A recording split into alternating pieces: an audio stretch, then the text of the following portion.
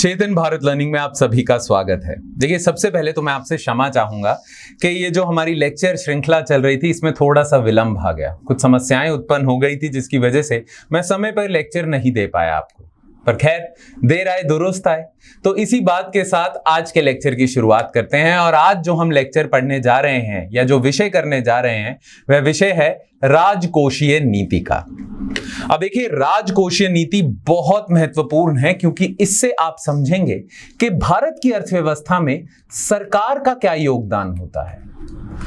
अभी तक आप समझ चुके थे कि भारत की अर्थव्यवस्था में आरबीआई का क्या योगदान रह चुका है।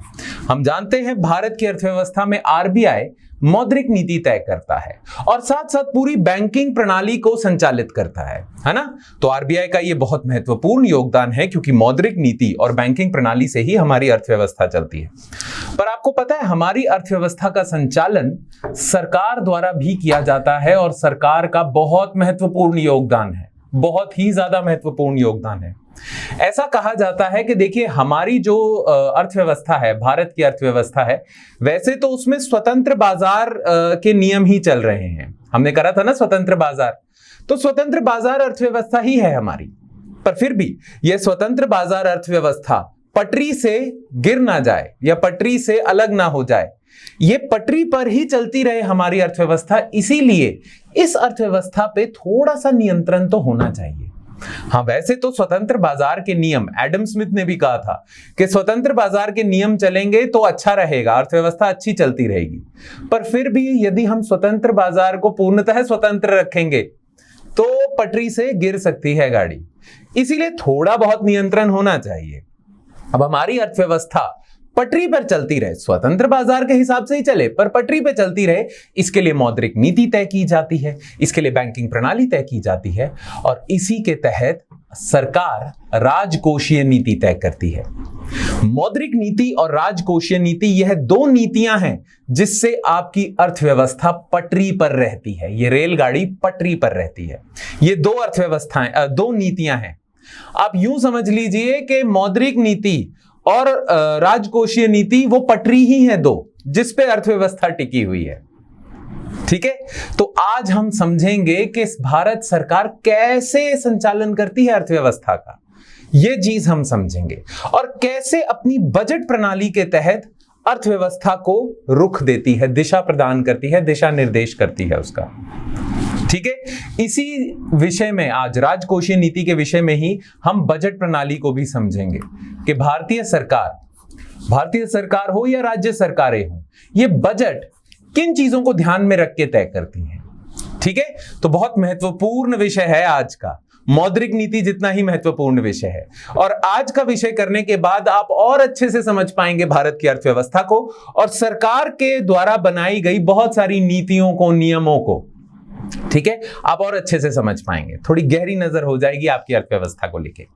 खैर, विषय की शुरुआत करने से पहले हम एक बार नजर डाल लेते हैं विषय सूची पे कि आज के लेक्चर में हम राजकोषीय नीति से संबंधित क्या क्या उप विषय पढ़ने जा रहे हैं।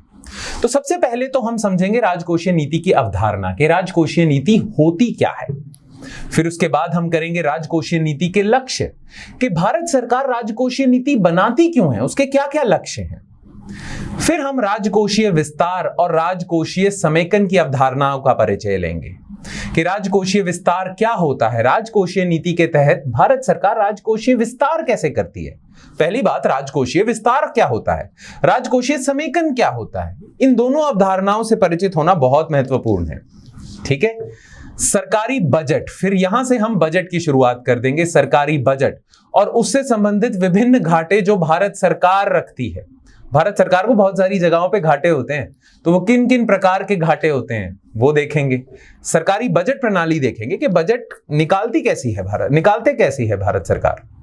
फिर इन्हीं बातों से संबंधित कुछ अन्य महत्वपूर्ण अवधारणाएं और एक भारत सरकार का या हमारी संसद का बहुत महत्वपूर्ण अधिनियम जिसके तहत पूरी की पूरी राजकोषीय नीति का संचालन होता है। यह अधिनियम 2003 में पारित कर दिया गया था संसद द्वारा। इस अधिनियम का नाम है राजकोषीय उत्तरदायित्व और बजटीय प्रबंधन अधिनियम। इसके तहत इसी के द्वारा दिए गए नियमों के तहत हमारी पूरी राजकोषीय नीति का संचालन होता है। तो हमारे लिए ये जानना जरूरी है कि इस अधिनियम में क्या क्या नियम हैं जिसका पालन सरकार को करना होता है। ठीक है, तो ये चीजें हम करेंगे आज के लेक्चर में, ये आज की विषय सूची है। ठीक है, चलो फिर पहले उपविषय से शुरुआत करते हैं, राजकोषीय नीति की अवधारणा। अब देखिए राजकोषीय नीति होती क्या है, पहले तो परिभाषा देख लेते हैं, है ना।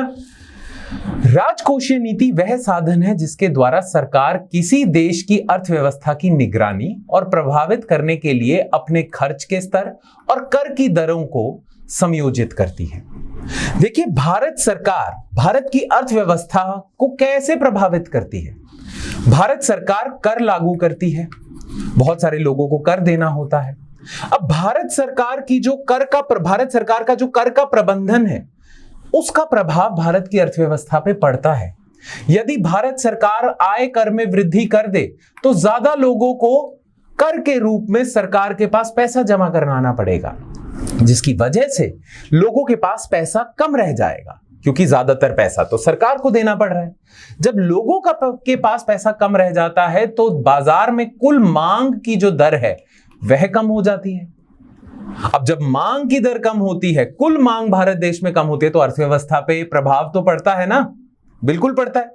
तो क्या मैं कह सकता हूं कि आयकर के द्वारा भारत सरकार मांग की दर को कम कर देती है या बढ़ा देती है भारत की अर्थव्यवस्था में, और इससे भारत की अर्थव्यवस्था को प्रभावित करती है ना।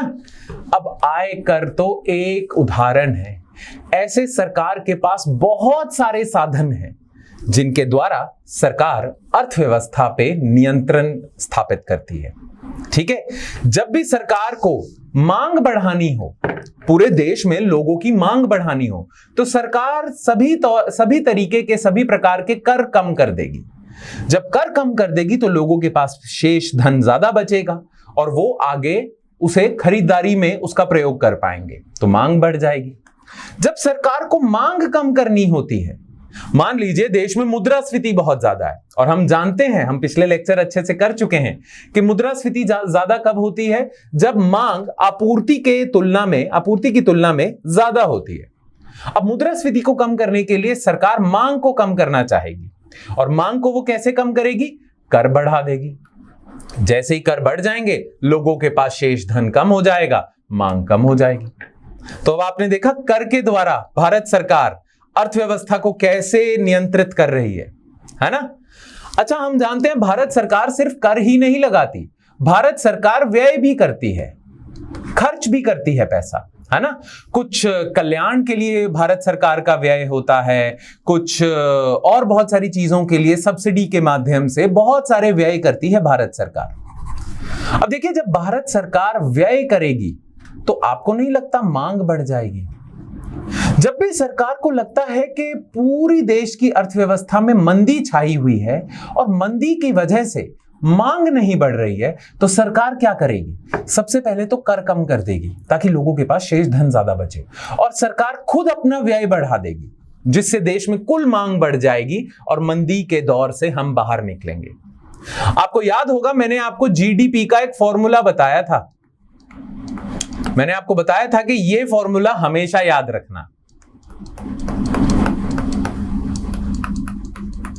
याद है, यह है कुल उपभोग व्यय, यह है कुल निवेश व्यय, यह है कुल सरकारी व्यय, यह है निर्यात व्यय, है ना, और यह है आयात व्यय। याद है ना ये सब। तो जब भी जीडीपी में वृद्धि करवानी है, मंदी से बाहर निकालना है देश को, तो सरकार अपना व्यय बढ़ा देगी और लोगों का व्यय बढ़ाने के लिए कर कम कर देगी उस पे। अब देखिए कर की प्रणाली कैसी होगी, कर का जो पूरा तंत्र होगा आपके देश में वो कैसे होगा, वो सरकार द्वारा निर्धारित होता है। व्यय जो सरकारी व्यय है उसका भी नियंत्रण सरकार के पास ही होता है। तो सरकार अपनी कर प्रणाली और व्यय प्रणाली के द्वारा, आपको नहीं लगता अर्थव्यवस्था पे नियंत्रण रखती है? अब भारत सरकार अपनी कर प्रणाली और व्यय प्रणाली दोनों का संचालन जो कर रही है, वह जिस नीति के तहत कर रही है उसे ही राजकोषीय नीति कहा जाता है। तो मोटे मोटे तौर पे राजकोषीय नीति क्या है? भारत के कर और व्यय की प्रणाली की नीति है। भारत की कर नीति और व्यय नीति को ही बताता है, को ही दर्शाता है राजकोषीय नीति।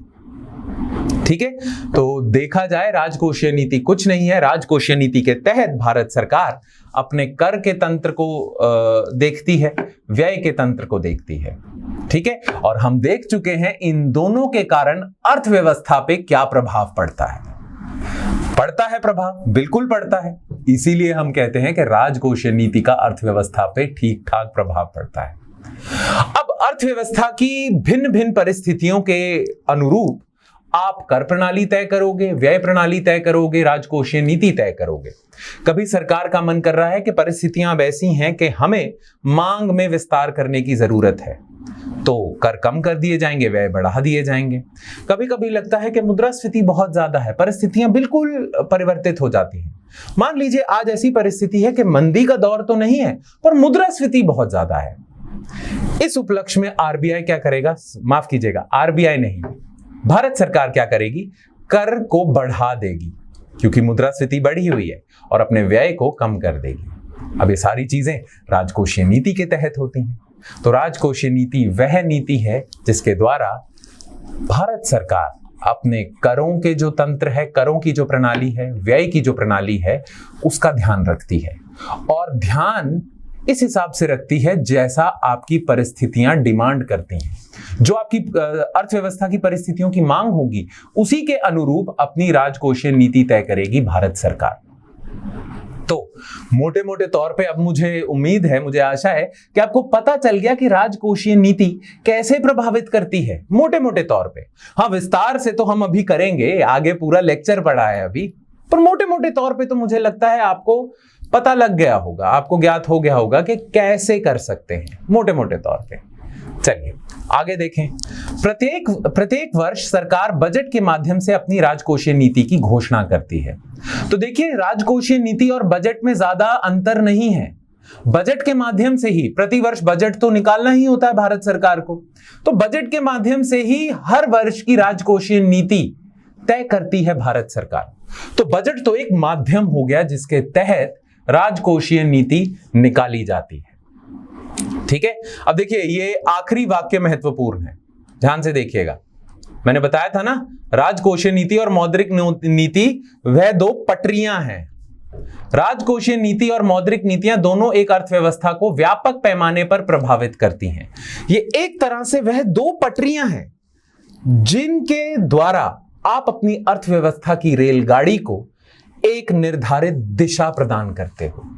ठीक है, यदि ये दो पटरियां नहीं होंगी तो आपकी अर्थव्यवस्था की रेलगाड़ी कहीं भी चल पड़ेगी।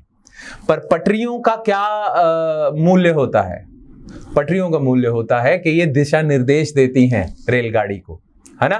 तो आपकी अर्थव्यवस्था भी रेलगाड़ी के समान है, और उस रेलगाड़ी को दिशा प्रदान करने के लिए, जहां निर्धारित जगह पे आपको जाना है वहां जाने के लिए, वहां ले जाने के लिए राजकोषीय नीति एक पटरी, मौद्रिक नीति दूसरी पटरी होती है। ये दोनों बहुत महत्वपूर्ण हैं। ठीक है, अब ये तो हम जान ही चुके हैं कि मौद्रिक नीति कौन निकालता है, आरबीआई, और राजकोषीय नीति भारत सरकार और विभिन्न राज्य सरकारें।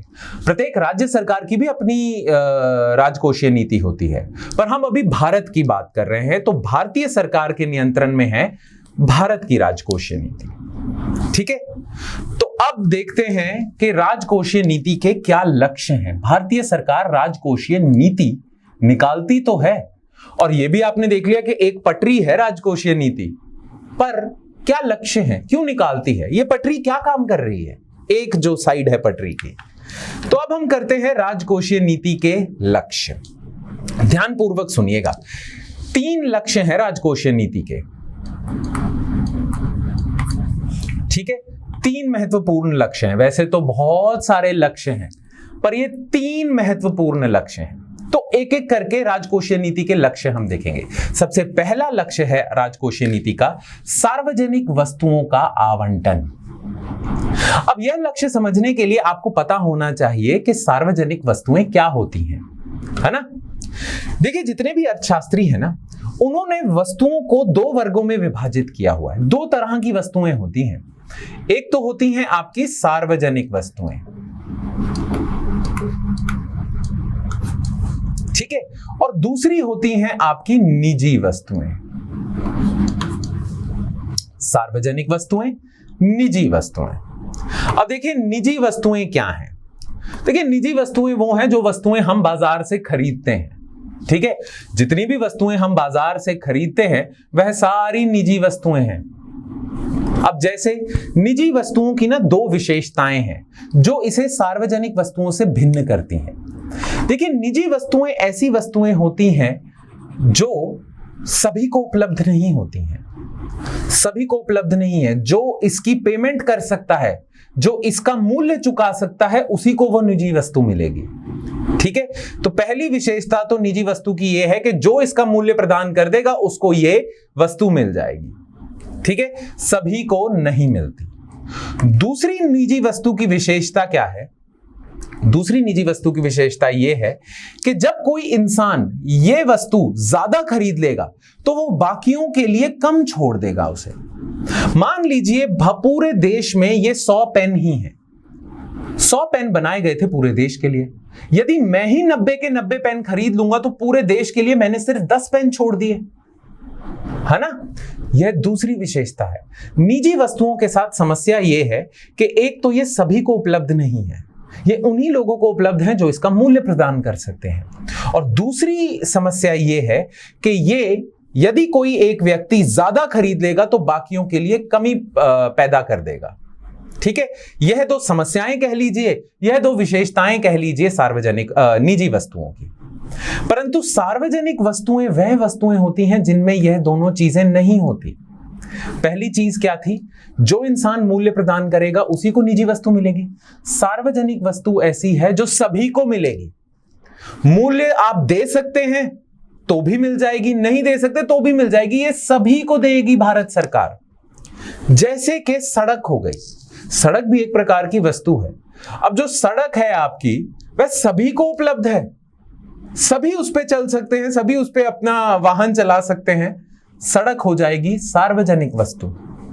अब देखिए जो आपकी पुलिस है वो भी आपको सेवाएं प्रदान कर रही है ना, कि देश में एक तरह से नियम चलते रहें, देश में सब कुछ सही होता रहे, तो वह भी एक तरह की आपको सेवा प्रदान कर रहे हैं। तो वो जो पुलिस है वो जो सेवा प्रदान कर रही है वो एक तरह की सार्वजनिक सेवा है, वो सभी को प्रदान कर रही है। ऐसा नहीं है कि मेरे घर में चोरी हुई तो पुलिस पहले मेरे से पैसा मांगेगी कि पहले मुझे पैसा दे तभी तेरे घर में आके मैं तफ्तीश करूंगा, ऐसा थोड़ी होता है। पुलिस की सेवाएं सभी को उपलब्ध हैं, मूल्य प्रदान करने की जरूरत नहीं है, तो पुलिस की सेवाएं सार्वजनिक वस्तु हो जाएंगी। ऐसे ही पब्लिक पार्क्स हो गए, सार्वजनिक जितने भी पार्क हैं, मैदान हैं जिन पे कोई भी चल सकता है, भारत सरकार द्वारा ही प्रदान किए जाते हैं, पर वह सभी के लिए हैं। और कोई इंसान उस पे ज्यादा चल ले उस पार्क पे तो बाकियों के लिए कम नहीं रह जाएगा, है ना। तो सार्वजनिक वस्तुएं वह वस्तुएं होती हैं जो सभी को उपलब्ध हैं और किसी एक व्यक्ति के ज्यादा प्रयोग करने से बाकियों के लिए कोई कमी नहीं रह जाती है, ठीक है। तो निजी वस्तुएं हैं जो बाजार में आमतौर पे आपको वस्तुएं मिलती हैं। सार्वजनिक वस्तुएं जो सरकार द्वारा उपलब्ध करवाई जाती हैं और वो सभी को उपलब्ध करवाई जाती हैं और किसी को उसकी कोई कमी नहीं होती, ठीक है। अब ये दो विशेषताएं आपने निजी वस्तुओं की याद रखनी है और इन्हीं दो विशेषताओं के बिल्कुल उल्टी विशेषताएं हैं सार्वजनिक वस्तुओं की, बिल्कुल विपरीत। सार्वजनिक वस्तुएं वह वस्तुएं हैं जो सभी को उपलब्ध है, मूल्य प्रदान करने का कोई आपको आवश्यकता नहीं है और किसी एक के ज्यादा लेने से किसी और के लिए कमी नहीं हो जाएगी। अब सार्वजनिक वस्तुओं के उदाहरण क्या हैं ये आप देख सकते हैं। पुलिस की जो सेवाएं हैं वह सार्वजनिक वस्तुएं हैं। जो किसी शहर में जो सीवेज का सिस्टम बनाती है सरकारें, जो म्युनिसिपैलिटी वगैरह होती है, या कोई कम्युनिटी सेंटर बना दिया जाता है ना, वह सारी सार्वजनिक वस्तुएं हैं क्योंकि वह सभी को उपलब्ध है। फिर जो मैदान बनाती है, सार्वजनिक मैदान बनाती हैं सरकारें, वह सभी के लिए है, कोई उसका मूल्य नहीं देना पड़ता, वह सार्वजनिक वस्तु है। अच्छा, आपके शहर में जो भी गलियां होंगी, गलियों में जो प्रकाश के लिए लाइट्स लगाई जाएंगी, वह भी सार्वजनिक वस्तुएं हैं क्योंकि उस प्रकाश से सभी फायदा उठाते हैं, ठीक है, बनती है बात। तो यह सब उदाहरण है सार्वजनिक वस्तुओं के। अब सार्वजनिक वस्तुओं का हमारे देश में वितरण बाजार द्वारा नहीं होता है क्योंकि बाजार में वितरण तो मूल्य पे होता है ना। बाजार में यदि आप कोई चीज बेचने जा रहे हो तो उसका मूल्य मिलेगा तभी बेचोगे। अब सार्वजनिक वस्तुओं का तो कोई मूल्य नहीं है, सार्वजनिक वस्तुएं मूल्य देके तो आप नहीं खरीदते। तो सार्वजनिक वस्तुओं का वितरण कैसे होता है? सार्वजनिक वस्तुओं का वितरण होता है भारत सरकार की राजकोषीय नीति द्वारा। प्रतिवर्ष भारत सरकार बजट निकालती है। उस बजट में वह बताती है कि इस बार हम 10,000 करोड़ रुपए लगा रहे हैं सड़कें बनाने में। अब सड़कें सार्वजनिक वस्तु हैं, तो सरकार सड़कें प्रदान कर रही है, और सड़कें क्योंकि सार्वजनिक वस्तु हैं, वह सभी को मिलेंगी। तो प्रतिवर्ष बजट में सरकार बताती है कि पुलिस पे कितना व्यय होगा उनका। अब पुलिस सार्वजनिक सेवाएं प्रदान कर रही है ना? तो प्रतिवर्ष बजट के द्वारा भारतीय सरकार हमारे सभी देश के नागरिकों को सार्वजनिक वस्तुएं प्रदान करती है, आवंटित करती है। तो राजकोषीय नीति का पहला लक्ष्य है सार्वजनिक वस्तुओं का आवंटन। देखिए, सार्वजनिक वस्तुएं महत्वपूर्ण है, बिना इसके कोई भी निजी वस्तु या अर्थव्यवस्था ही नहीं चल सकती। बिना सड़कों के कहां अर्थव्यवस्था चलेगी? बिना बिजली की अर्थव्यवस्था कहां से चलेगी? बिना ये जो सुएज पाइप है, बिना पुलिस की अर्थव्यवस्था कैसे चल देगी? अगर आए दिन हर जगह चोरी ही होती जा रही है तो कौन वहां पे फैक्ट्री लगाएगा? तो ये जो सार्वजनिक वस्तुएं हैं, सार्वजनिक सेवाएं हैं, इनका बहुत योगदान है अर्थव्यवस्था को चलाने में, या अर्थव्यवस्था के लिए ऐसी परिस्थितियां पैदा करने के लिए जिसमें अर्थव्यवस्था सुचारू रूप से चल सकती है। वह परिस्थितियां सार्वजनिक वस्तुओं से ही आती हैं, और सार्वजनिक वस्तुएं प्रदान करना भारत सरकार का लक्ष्य होता है, भारत सरकार की जिम्मेदारी होती है। इसीलिए पहला लक्ष्य राजकोषीय नीति का सार्वजनिक वस्तुओं का आवंटन। ठीक है, तो ये तो हो गया हमारा पहला लक्ष्य। अब दूसरे लक्ष्य पे आ जाते हैं, यह भी महत्वपूर्ण है, राष्ट्रीय आय का पुनर्वितरण। अब देखिए, आप जानते हैं राष्ट्रीय आय क्या होती है, हमने पहले दूसरे लेक्चर में ही कर लिया था। अब देखिए, राष्ट्रीय आय जो होती है, वैसे तो स्वतंत्र बाजारू जितनी भी अर्थव्यवस्थाएं होती हैं उसमें अमूमन ऐसा ही होता है कि अमीरों के पास ज्यादा आय आ जाती है और गरीबों के पास कम आय आती है, जिसकी वजह से अमीर और अमीर होता जाता है और गरीब होता जाता है। ये सभी देशों में देखा जाता है कि जो भी जीडीपी बन रही है पूरे देश की, जो भी राष्ट्रीय आय आ रही है पूरे देश को, उसका यही होता है कि अमीर ज्यादा ले जाते हैं, गरीबों के पास कम रह जाता है। अब यह बहुत खराब चीज है। कोई भी सरकार नहीं चाहेगी कि देश में आर्थिक असमानता ज्यादा हो जाए, क्योंकि आर्थिक असमानता ज्यादा है तो अमीर और अमीर होता जाएगा, गरीब और गरीब होता जाएगा, और देश का या ज्यादातर नागरिकों का कल्याण नहीं हो पाएगा। कल्याण महत्वपूर्ण है। कल्याण के नाम पे ही तो, जन कल्याण के नाम पे ही तो सारी सरकारें वोट लेके आती हैं, है ना? वोट किस नाम पे लेती हैं सरकारें? कल्याण के नाम पे कि हम आएंगे तो जन कल्याण बढ़ जाएगा। अब जन कल्याण तो बिल्कुल नहीं बढ़ेगा यदि राष्ट्रीय आय ऐसे वितरित हो रही है कि अमीर और अमीर होता जा रहा है, गरीब और गरीब होता जा रहा है, आर्थिक असमानता बढ़ती जा रही है, ये तो गलत होगा। अब भारत सरकार इस समस्या का भी निवारण करती है अपनी राजकोषीय नीति के द्वारा। कैसे करती है? देखिए, आपने एक कर का नाम सुना होगा जिसे हम कहते हैं आयकर, इनकम टैक्स। आपको पता है आयकर अमीरों को ज्यादा देना पड़ता है, गरीबों को कम देना पड़ता है ना? तो भारत अपनी जो कर प्रणाली है वह उस रूप से चलाती है, इस रूप से चलाती है कि अमीरों से ज्यादा कर वसूला जाए, और भारत की जो व्यय प्रणाली है भारत सरकार उस रूप से चलाती है कि ज्यादा से ज्यादा भारत सरकार का खर्चा गरीबों पे हो। अब देखिए, भारत सरकार जन कल्याण के लिए बहुत व्यय करती है, बहुत खर्चा करती है, बहुत सारी सब्सिडी प्रदान करती है, फ्री जो भी मुफ्त निशुल्क आपके अस्पताल होते हैं वह चलाती है, मुफ्त निशुल्क स्कूल चलाती है, विद्यालय चलते हैं, है ना? भारत सरकार बहुत सारा व्यय कर रही है, पर उस व्यय के लिए भारत सरकार के पास पैसा कहां से आ रहा है? कर के द्वारा। तो भारत सरकार अमीरों से कर वसूलती है और गरीबों में कल्याण के नाम पे बांट देती है। एक तरह से मैं कह सकता हूं कि भारत सरकार अमीरों से पैसा लेके गरीबों को प्रदान कर रही है। तो ये जो राष्ट्रीय आय की असमानता थी, आर्थिक असमानता थी, उसे भारत सरकार कम कर रही है, और इसे ही हम कहते हैं राष्ट्रीय आय का पुनर्वितरण। कि जो भारत की अर्थव्यवस्था चल रही थी जिसके तहत अमीरों के पास ज्यादा पैसा आ गया था, गरीबों के पास कम आ गया था, तो भारत सरकार इसका पुनर्वितरण करेगी, अमीरों से लेके गरीबों को दे देगी ताकि आर्थिक असमानता कम हो। और यह भारत सरकार कैसे करती है? आय के दर में वृद्धि करेगी और अपना जन कल्याण का जो खर्च होगा, व्यय होगा, उसमें भी वृद्धि कर देगी। तो अमीरों से पैसा आएगा, गरीबों में चला जाएगा, राष्ट्रीय आय का पुनर्वितरण होगा। और जो सरकार ऐसा करने में सक्षम होती है और जो कर पाती है, उस सरकार को ज्यादा मतदान मिलता है, ज्यादा वोट मिलते हैं, अगली बार भी वो आती है। क्योंकि सरकार और किस नाम पे चुन के आएगी? यही बोलेगी ना सरकार कि हम आप सबका कल्याण करेंगे। तो जो अच्छे से ये काम कर लेती हैं जो सरकारें, उनको इलेक्शन में ज्यादा दिक्कत नहीं आती, ठीक है। पर जो नहीं कर पाती, हाँ, फिर अगली बार ऑपोजिशन वाले, विपक्ष वाले जो होते हैं लोग, वो फिर इसी बात की वजह से आलोचना करते हैं। और आलोचना यदि सारे लोगों को समझ आ जाती है तो वह फिर मतदान में दिखा देते हैं कि इस सरकार को नहीं लेके आएंगे, दूसरी सरकार को ले आएंगे, है ना।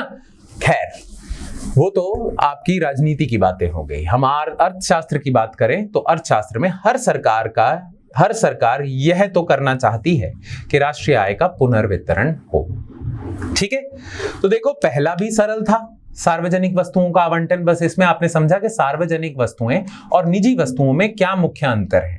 दूसरा लक्ष्य भी बहुत सरल है समझना, कि राष्ट्रीय आय का पुनर्वितरण राजकोषीय नीति द्वारा किया जाता है। और राजकोषीय नीति का माध्यम क्या है? बजट, है ना। तो बजट में सरकार बताती है कि कर की दरें क्या होंगी, उनका कुल खर्च कितना होगा। तो कर और खर्च के जरिए भारत सरकार राष्ट्रीय आय का पुनर्वितरण करती है, ठीक है। परंतु तीसरा जो लक्ष्य है, यह सबसे ज्यादा महत्वपूर्ण है। दरअसल देखा जाए तो भारत सरकार इसी लक्ष्य के लिए अपनी राजकोषीय नीति बहुत ही विस्तार से बनाती है। यह सबसे महत्वपूर्ण लक्ष्य है। अब इस लक्ष्य का नाम है प्रतिचक्रीय नीति के माध्यम से आर्थिक स्थिरीकरण। दरअसल राजकोषीय नीति का सबसे मुख्य लक्ष्य है आर्थिक स्थिरीकरण। अब आर्थिक स्थिरीकरण क्या होता है? ध्यानपूर्वक सुनिएगा, ध्यान से सुनिएगा। देखिए, कोई भी अर्थव्यवस्था होती है ना, उसका जो प्रवाह होता है वह चक्रीय प्रवाह ही होता है, सर्कुलर फ्लो ही है उसका, ठीक है। खैर, हम इसे कह देते हैं कि साइकिल्स में चलती है आपकी अर्थव्यवस्था। कभी कभी तो अर्थव्यवस्था में वृद्धि हो रही है, कभी कभी मंदी आ जाएगी, फिर अर्थव्यवस्था में वृद्धि होगी, फिर मंदी आ जाएगी, फिर वृद्धि होगी, फिर मंदी आ जाएगी। ऐसे ही चलता रहता है, ये काल चक्र अर्थव्यवस्था का चलता ही रहता है। कभी समय आएगा, परिस्थितियां कभी समान नहीं रहती, परिवर्तित होती रहती है। ये अर्थव्यवस्था का नहीं, पूरे विश्व का नियम है। जितने भी हमारे जैन दर्शन शास्त्री हैं, वह तो इस बात को मानते ही हैं कि, और बौद्ध दर्शन शास्त्री भी इस चीज को मानते हैं कि सबसे पहला नियम सृष्टि का क्या है कि परिस्थितियां परिवर्तित होती रहेंगी, हमेशा परिवर्तित होती रहती हैं। अब अर्थव्यवस्था भी परिस्थितियां ही है, तो अर्थव्यवस्था भी परिवर्तित होती रहती है। कभी अच्छा समय आता है, कभी बुरा समय आता है, कभी अच्छा कभी बुरा, कभी रात होगी कभी दिन होगा, ऐसे ही चलता रहता है। अर्थव्यवस्था के साथ भी कभी वृद्धि हो रही है आर्थिक,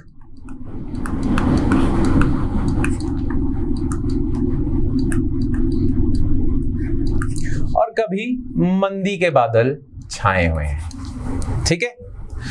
अब देखिए, ऐसे मौकों पर भारत सरकार का एक योगदान होता है। भारत सरकार से ये आशा होती है कि भारत सरकार अर्थव्यवस्था को स्थिर रखे। यदि मंदी बहुत ज्यादा गहरी है तो मंदी की गहराई कम की जाए और मंदी से बाहर निकाला जाए अर्थव्यवस्था को। अर्थव्यवस्था को स्थिर रखना बहुत ज्यादा महत्वपूर्ण है और इसकी आशा भारत सरकार से की जाती है।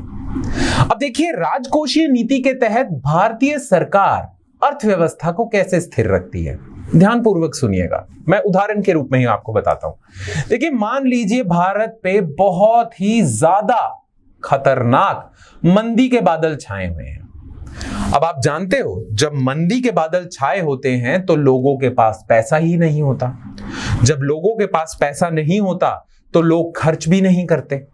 जब लोग खर्च नहीं करेंगे तो जितने भी ये उद्योगपति हैं, ये बेचेंगे क्या? इन्हें भी नुकसान होना शुरू हो जाएगा।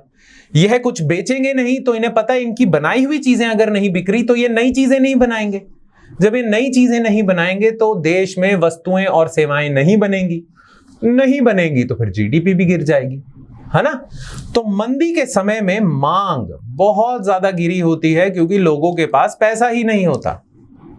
ठीक है, अब ऐसे मौकों पर क्या करेगी सरकार?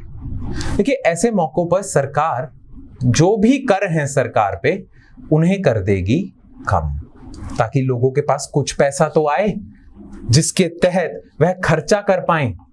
खर्चा करेंगे तो मांग बढ़ाएंगे, हम मंदी से बाहर निकलेंगे, है ना। तो भारत सरकार अपना कर कम कर देती है और अपना व्यय बढ़ा देती है, व्यय में वृद्धि कर देते हैं। क्योंकि भारत सरकार यदि चीजों पे खर्च करेगी तो वह चीजों की मांग ही तो बढ़ा रही है। तो एक तो कर को कम करके भारत सरकार उपभोक्ताओं की मांग में वृद्धि करवा रही है और अपना व्यय बढ़ा के भारत सरकार कुल मांग में वृद्धि बढ़ा रही है। इससे क्या होता है, मंदी का दौर छंटने लग जाता है, मंदी के बादल छंटने लग जाते हैं, मांग बढ़ने लग जाती है और अर्थव्यवस्था बाहर आनी शुरू हो जाती है। ठीक है, ये होता है। तो कह सकता हूं कि भारत सरकार अपनी कर नीति और व्यय नीति, जो हम कुल राजकोषीय नीति होती है, उसके तहत देश की अर्थव्यवस्था को मंदी से बाहर निकाल सकती है, बिल्कुल निकाल सकती है। ठीक है, यही होता है। अब देखिए, इस चीज का जो विचार था, ये सबसे पहले ये जो मैंने आपको अभी उदाहरण दिया है, इसके लिए एक तकनीकी नाम है, उसे हम कहते हैं प्रतिचक्रीय नीति। और यह जो विचार था, यह सबसे पहले प्रस्तुत किया था जॉन मेनार्ड कीन्स ने। जॉन मेनार्ड कीन्स ने सबसे पहले बताया था कि प्रतिचक्रीय नीति का पालन करना चाहिए, तभी आप देश की अर्थव्यवस्था को स्थिर कर सकते हैं। जॉन मेनार्ड कीन्स से पहले एडम स्मिथ का बोलबाला था, और एडम स्मिथ क्या मानते थे? एडम स्मिथ मानते थे कि सरकारी हस्तक्षेप बिल्कुल शून्य होना चाहिए। सरकार हस्तक्षेप करके अर्थव्यवस्था को बिगाड़ देती है, इसलिए सरकारी हस्तक्षेप कम से कम होना चाहिए। यदि मैं एडम स्मिथ की बात पे जाऊं ना, तो एडम स्मिथ और उनके साथी, और उनके मरने के उपरांत भी बहुत सारे उनकी विचारधारा में मानने वाले भी बहुत लोग थे, बहुत अर्थशास्त्री थे। वह सारे ये मानते थे कि देखो, अगर हस्तक्षेप करनी भी है भारतीय सरकार ने या किसी भी सरकार ने अर्थव्यवस्था में, तो सरकार का अर्थव्यवस्था में हस्तक्षेप सिर्फ सार्वजनिक वस्तुओं के आवंटन तक ही सीमित रहना चाहिए और कुछ नहीं करना चाहिए। यह सारे एडम स्मिथ के साथी मानते थे कि सरकार को कोई पुनर्वितरण नहीं करना है, राष्ट्रीय आय का कुछ भी नहीं करना है। हाँ, सार्वजनिक वस्तुओं का आवंटन तक ठीक है, यहां तक ठीक है आपका योगदान, उसके अलावा आपको और कुछ नहीं करना है। अब ये लोग मानते थे, एडम स्मिथ और साथी, कि सरकारी हस्तक्षेप नहीं होना चाहिए। अब इस बात के बिल्कुल विपरीत बात कही थी जॉन मेनार्ड कीन्स ने। जॉन मेनार्ड कीन्स ने कहा था, ना, अर्थव्यवस्था अपने आप कई बार बिगड़ जाती है, स्वतंत्र बाजार के नियम कई बार सही साबित नहीं होते, कभी कभार ऐसी परिस्थितियां उत्पन्न हो जाती हैं जिनकी वजह से अर्थव्यवस्था चरमरा जाती है ना। और स्वतंत्र बाजार के नियमों में वो काबिलियत नहीं है, वो सक्षमता नहीं है कि वो अर्थव्यवस्था को वापस पटरी पे ले आए। ऐसे मौके पर सरकारी हस्तक्षेप महत्वपूर्ण है। देश की अर्थव्यवस्था को स्थिर करना सरकारी हस्तक्षेप द्वारा ही किया जा सकता है, और यह सरकार की बहुत बड़ी जिम्मेदारी है। अब यह विचार प्रस्तुत किया था जॉन मेनार्ड कीन्स ने, और उन्होंने अपनी इस नीति का नाम दिया था प्रतिचक्रीय नीति। अब क्या है यह प्रतिचक्रीय नीति, यह भी आपके लिए समझना महत्वपूर्ण है।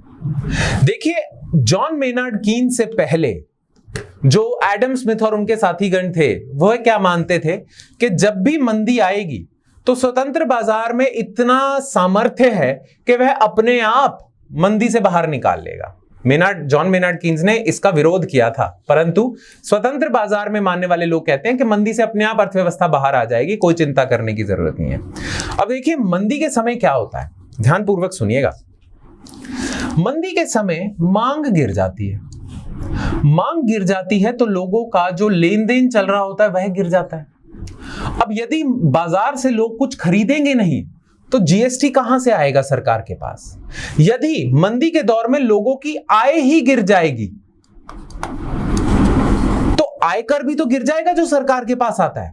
लोगों के पास यदि आय ही नहीं होगी तो आयकर कैसे जमा करेंगे? लोगों के पास यदि पैसा नहीं होगा तो वह बाजार से सामान नहीं खरीदेंगे, तो जीएसटी कैसे इकट्ठा होगा सरकार के पास? तो जब भी मंदी आती थी ना, पहले कीन्स से पहले जब भी मंदी आती थी तो क्या होता था, सरकार का कर गिर जाता था। जो सरकार की कुल कर की प्राप्ति होती थी वह गिर जाती थी, क्योंकि लोगों के पास पैसा ही नहीं है कर के रूप में देने के लिए। ठीक है, परंतु सरकार की जिम्मेदारियां वहीं की वहीं है। व्यय तो उन्हें इतना ही करना है, जन कल्याण तो उतना ही करना है।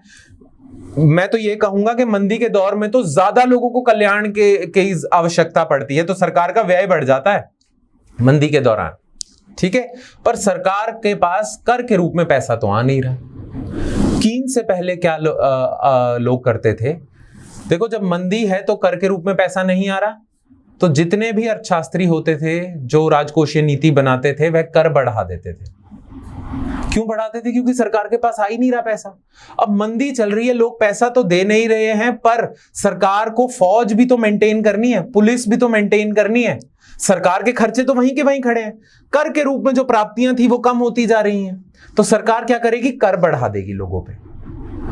अब इसका परिणाम क्या होता था पहले, कि जैसे ही सरकार कर बढ़ा देगी, क्योंकि उसके पास भी नहीं पैसा आ रहा, मंदी चल रही है, जैसे ही सरकार कर बढ़ाती थी तो क्या होता था, लोगों के पास और कम पैसा रह जाएगा, और कम पैसा रह जाएगा तो मांग और गिर जाएगी, और गिर जाएगी तो मंदी और ज्यादा गहरी होती जाएगी।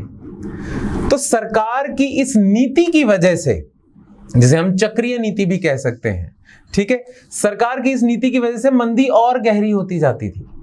सरकार से पूछो, सरकार को जब ये सुझाव दिया जाता था कि आपके इस काम से, इस कार्य से मंदी और गहरी होती जा रही है, तो सरकार जवाब में कहती थी कि हम क्या करें, हमारे पास तो पैसा ही नहीं आएगा, हमारे 200 रुपए के खर्चे हैं कुल, पर कर के द्वारा जो हमारी प्राप्तियां थी वो 50 रुपए रह गई हैं, हम क्या करें, हमें तो कर बढ़ाना ही पड़ेगा। ठीक है, तो जब भी मंदी होगी हम कर बढ़ाएंगे और अपना व्यय कम करेंगे ताकि हम पे ज्यादा बोझ ना पड़े। यह सरकार करती थी और इससे मंदी के बादल और गहरे होते जाते थे। एडम स्मिथ और उनके बाद आने वाले बहुत सारे जो अर्थशास्त्री थे वह यही मानते थे। इस अवधारणा का विरोध किया जॉन मेनार्ड कीन्स ने। जॉन मेनार्ड कीन्स ने बोला, उल्टा करो, जो आपके अर्थव्यवस्था के चक्रीय प्रवाह चल रहा है, साइकिल्स चल रहे हैं, उसके उल्टा करो, उसके बिल्कुल आपको विपरीत जाना पड़ेगा। जब भी मंदी है, आपके पास पैसा नहीं आ रहा है ना, फिर भी आप कर कम कर दो और आप अपना व्यय बढ़ा दो। ठीक है, आप खर्चा अपना बढ़ा दो, कर कम कर दो, इससे मांग बढ़ेगी, मंदी से बाहर आओगे। तो सरकार ने बदले में कीन्स से पूछा कि यदि हमारे पास पैसा ही नहीं आएगा तो हम व्यय कैसे बढ़ाएंगे? यदि हमारे कुल खर्चे ही 200 रुपए के होंगे पर कर के रूप में हमारे पास 50 रुपए आ रहे होंगे, तो हम ये 200 रुपए का खर्चा कैसे करेंगे? ये 150 रुपए कहां से लाएंगे? तो कीन्स ने कहा, ऋण ले लो। ये जो 150 रुपए आपके पास नहीं रह गए, 150 रुपए का अभाव हो रहा है आपको, यह ऋण के रूप में ले लो, अपने पे ऋण बढ़ा लो। आप पे ऋण बढ़ेगा, बिल्कुल सही बात है, पर जन कल्याण भी तो होगा, मंदी के बादल तो छंटेंगे। बनती है बात। तो जब भी मंदी होगी तो सरकार अमूमन अपना कर बढ़ा देती है और अपना व्यय कम कर देती है अपने आप को बचाने के लिए। कीन्स कहते हैं इसके बिल्कुल विपरीत करना है, अपना और हाल खराब कर दो। जब भी मंदी है, कर की मात्रा कम कर दो, व्यय में वृद्धि कर दो। हां, आपके पास पैसे का अभाव होगा, उस पैसे के अभाव की पूर्ति आप करना ऋण के द्वारा।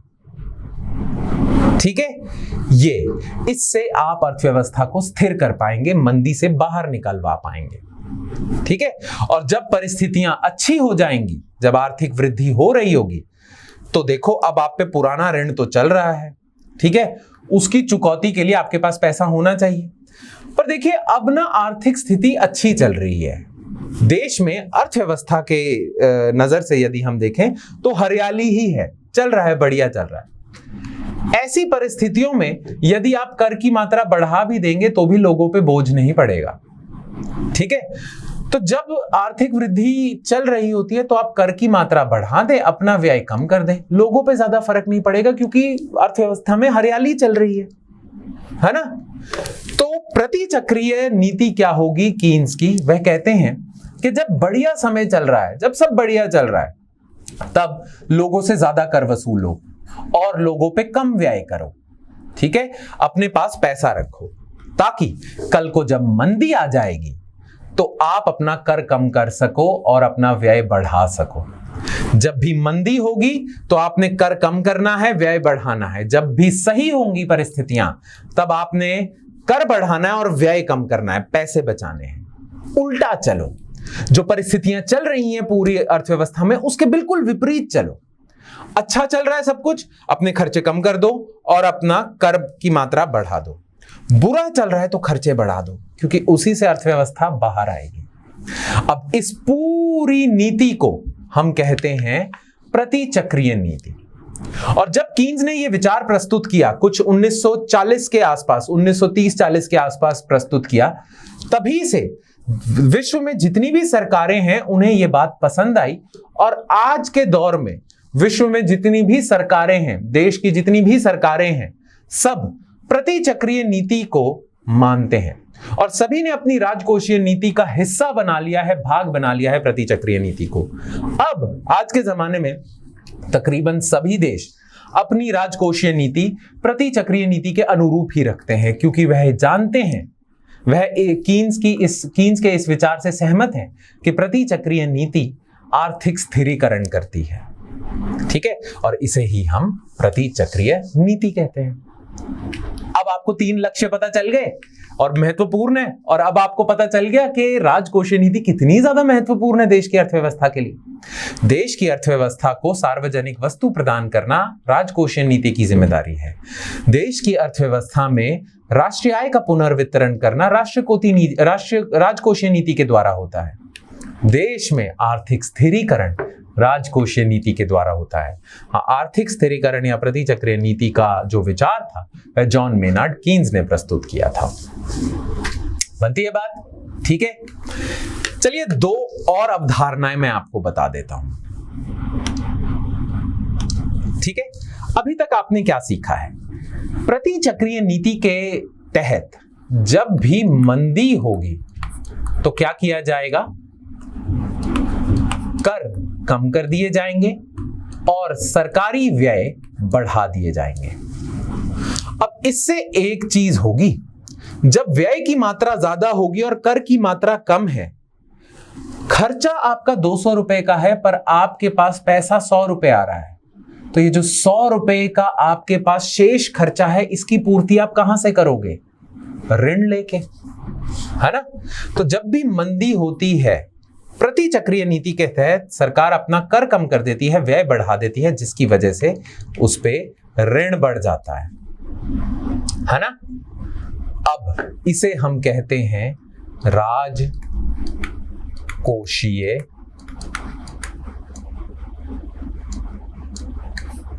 विस्तार। राजकोषीय विस्तार का अर्थ है जब सरकार मंदी से बाहर निकालने के लिए अपने ऊपर ऋण बढ़ा लेती है। और ऋण क्यों बढ़ा रही है? वह अपने ऊपर कर कम कर रही है, कर की प्राप्तियां कम है और व्यय में वृद्धि कर रही है। खर्चा बढ़ा रही है, आमदन कम कर रही है, ऋण बढ़ रहा है। इसे हम कहते हैं कि सरकारें कर रही हैं राजकोषीय विस्तार। और जब आर्थिक वृद्धि हो रही है, आर्थिक स्थिति ठीक चल रही है ना, तब बिल्कुल इसके विपरीत किया जाता है। तब कर की मात्रा बढ़ा दी जाती है और व्यय की मात्रा कम कर दी जाती है। ठीक है, प्रतिचक्रीय नीति के बारे में मैं बता रहा हूं। तो ऐसा कर दिया जाता है, इससे सरकार पे ऋण कम होता है, बिल्कुल कम होता है ना? अब इस चीज को हम क्या कहते हैं? राजकोषीय समेकन। जब सरकार अपने पे ऋण कम करने की कोशिश कर रही है, अपनी आमदन बढ़ा के व्यय कम करके बढ़िया परिस्थितियों में, उसे राजकोषीय समेकन कहते हैं। और राजकोषीय विस्तार मंदी से बाहर निकलने के लिए होता है। तो अब आप देखिए भारत की जो राजकोषीय नीति है वह कितनी महत्वपूर्ण है। भारत की अर्थव्यवस्था की परिस्थितियों के अनुरूप नीति का रुख परिवर्तित होता रहता है। मंदी है तो राजकोषीय विस्तार होगा, यदि आर्थिक वृद्धि हो रही है तो राजकोषीय समेकन होगा। तो कब राजकोषीय विस्तार करना है, कब राजकोषीय समेकन करना है, ये सारे निर्णय राजकोषीय नीति के निर्माता लेते हैं, और राजकोषीय नीति का निर्माता कौन है? भारत सरकार। बजट के द्वारा ही करती है भारत सरकार, ठीक है। और भारत सरकार में भी वित्त मंत्रालय, निर्मला सीतारमण जी, माननीय निर्मला सीतारमण जी, और उनका जो पूरा कार्यालय है वित्त मंत्रालय का, वह इन निर्णयों पे चर्चा करता है और निर्णय लेता है, ठीक है। अब दो शब्द ये याद रखिएगा, राजकोषीय विस्तार, क्योंकि इनका प्रयोग बार बार होगा, और राजकोषीय समेकन, ठीक है। दोनों को थोड़ा और ध्यानपूर्वक देख लेते हैं, पर मोटे मोटे तौर पे मुझे आशा है कि आपको समझ आ गया है, ठीक है।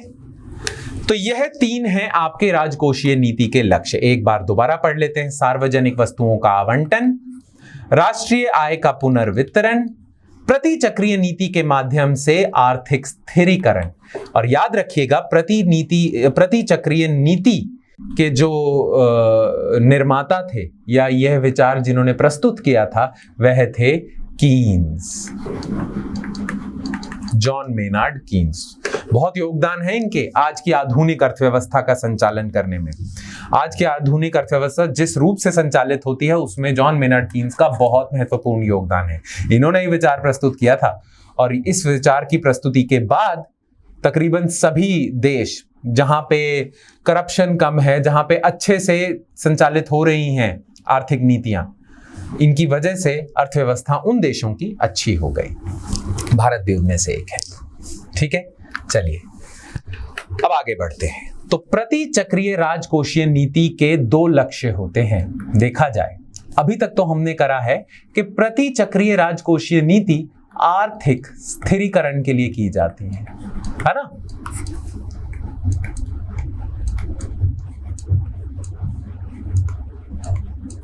आर्थिक स्थिरीकरण के लिए की जाती है, पर आर्थिक स्थिरीकरण में होता क्या है? क्या है आर्थिक स्थिरीकरण?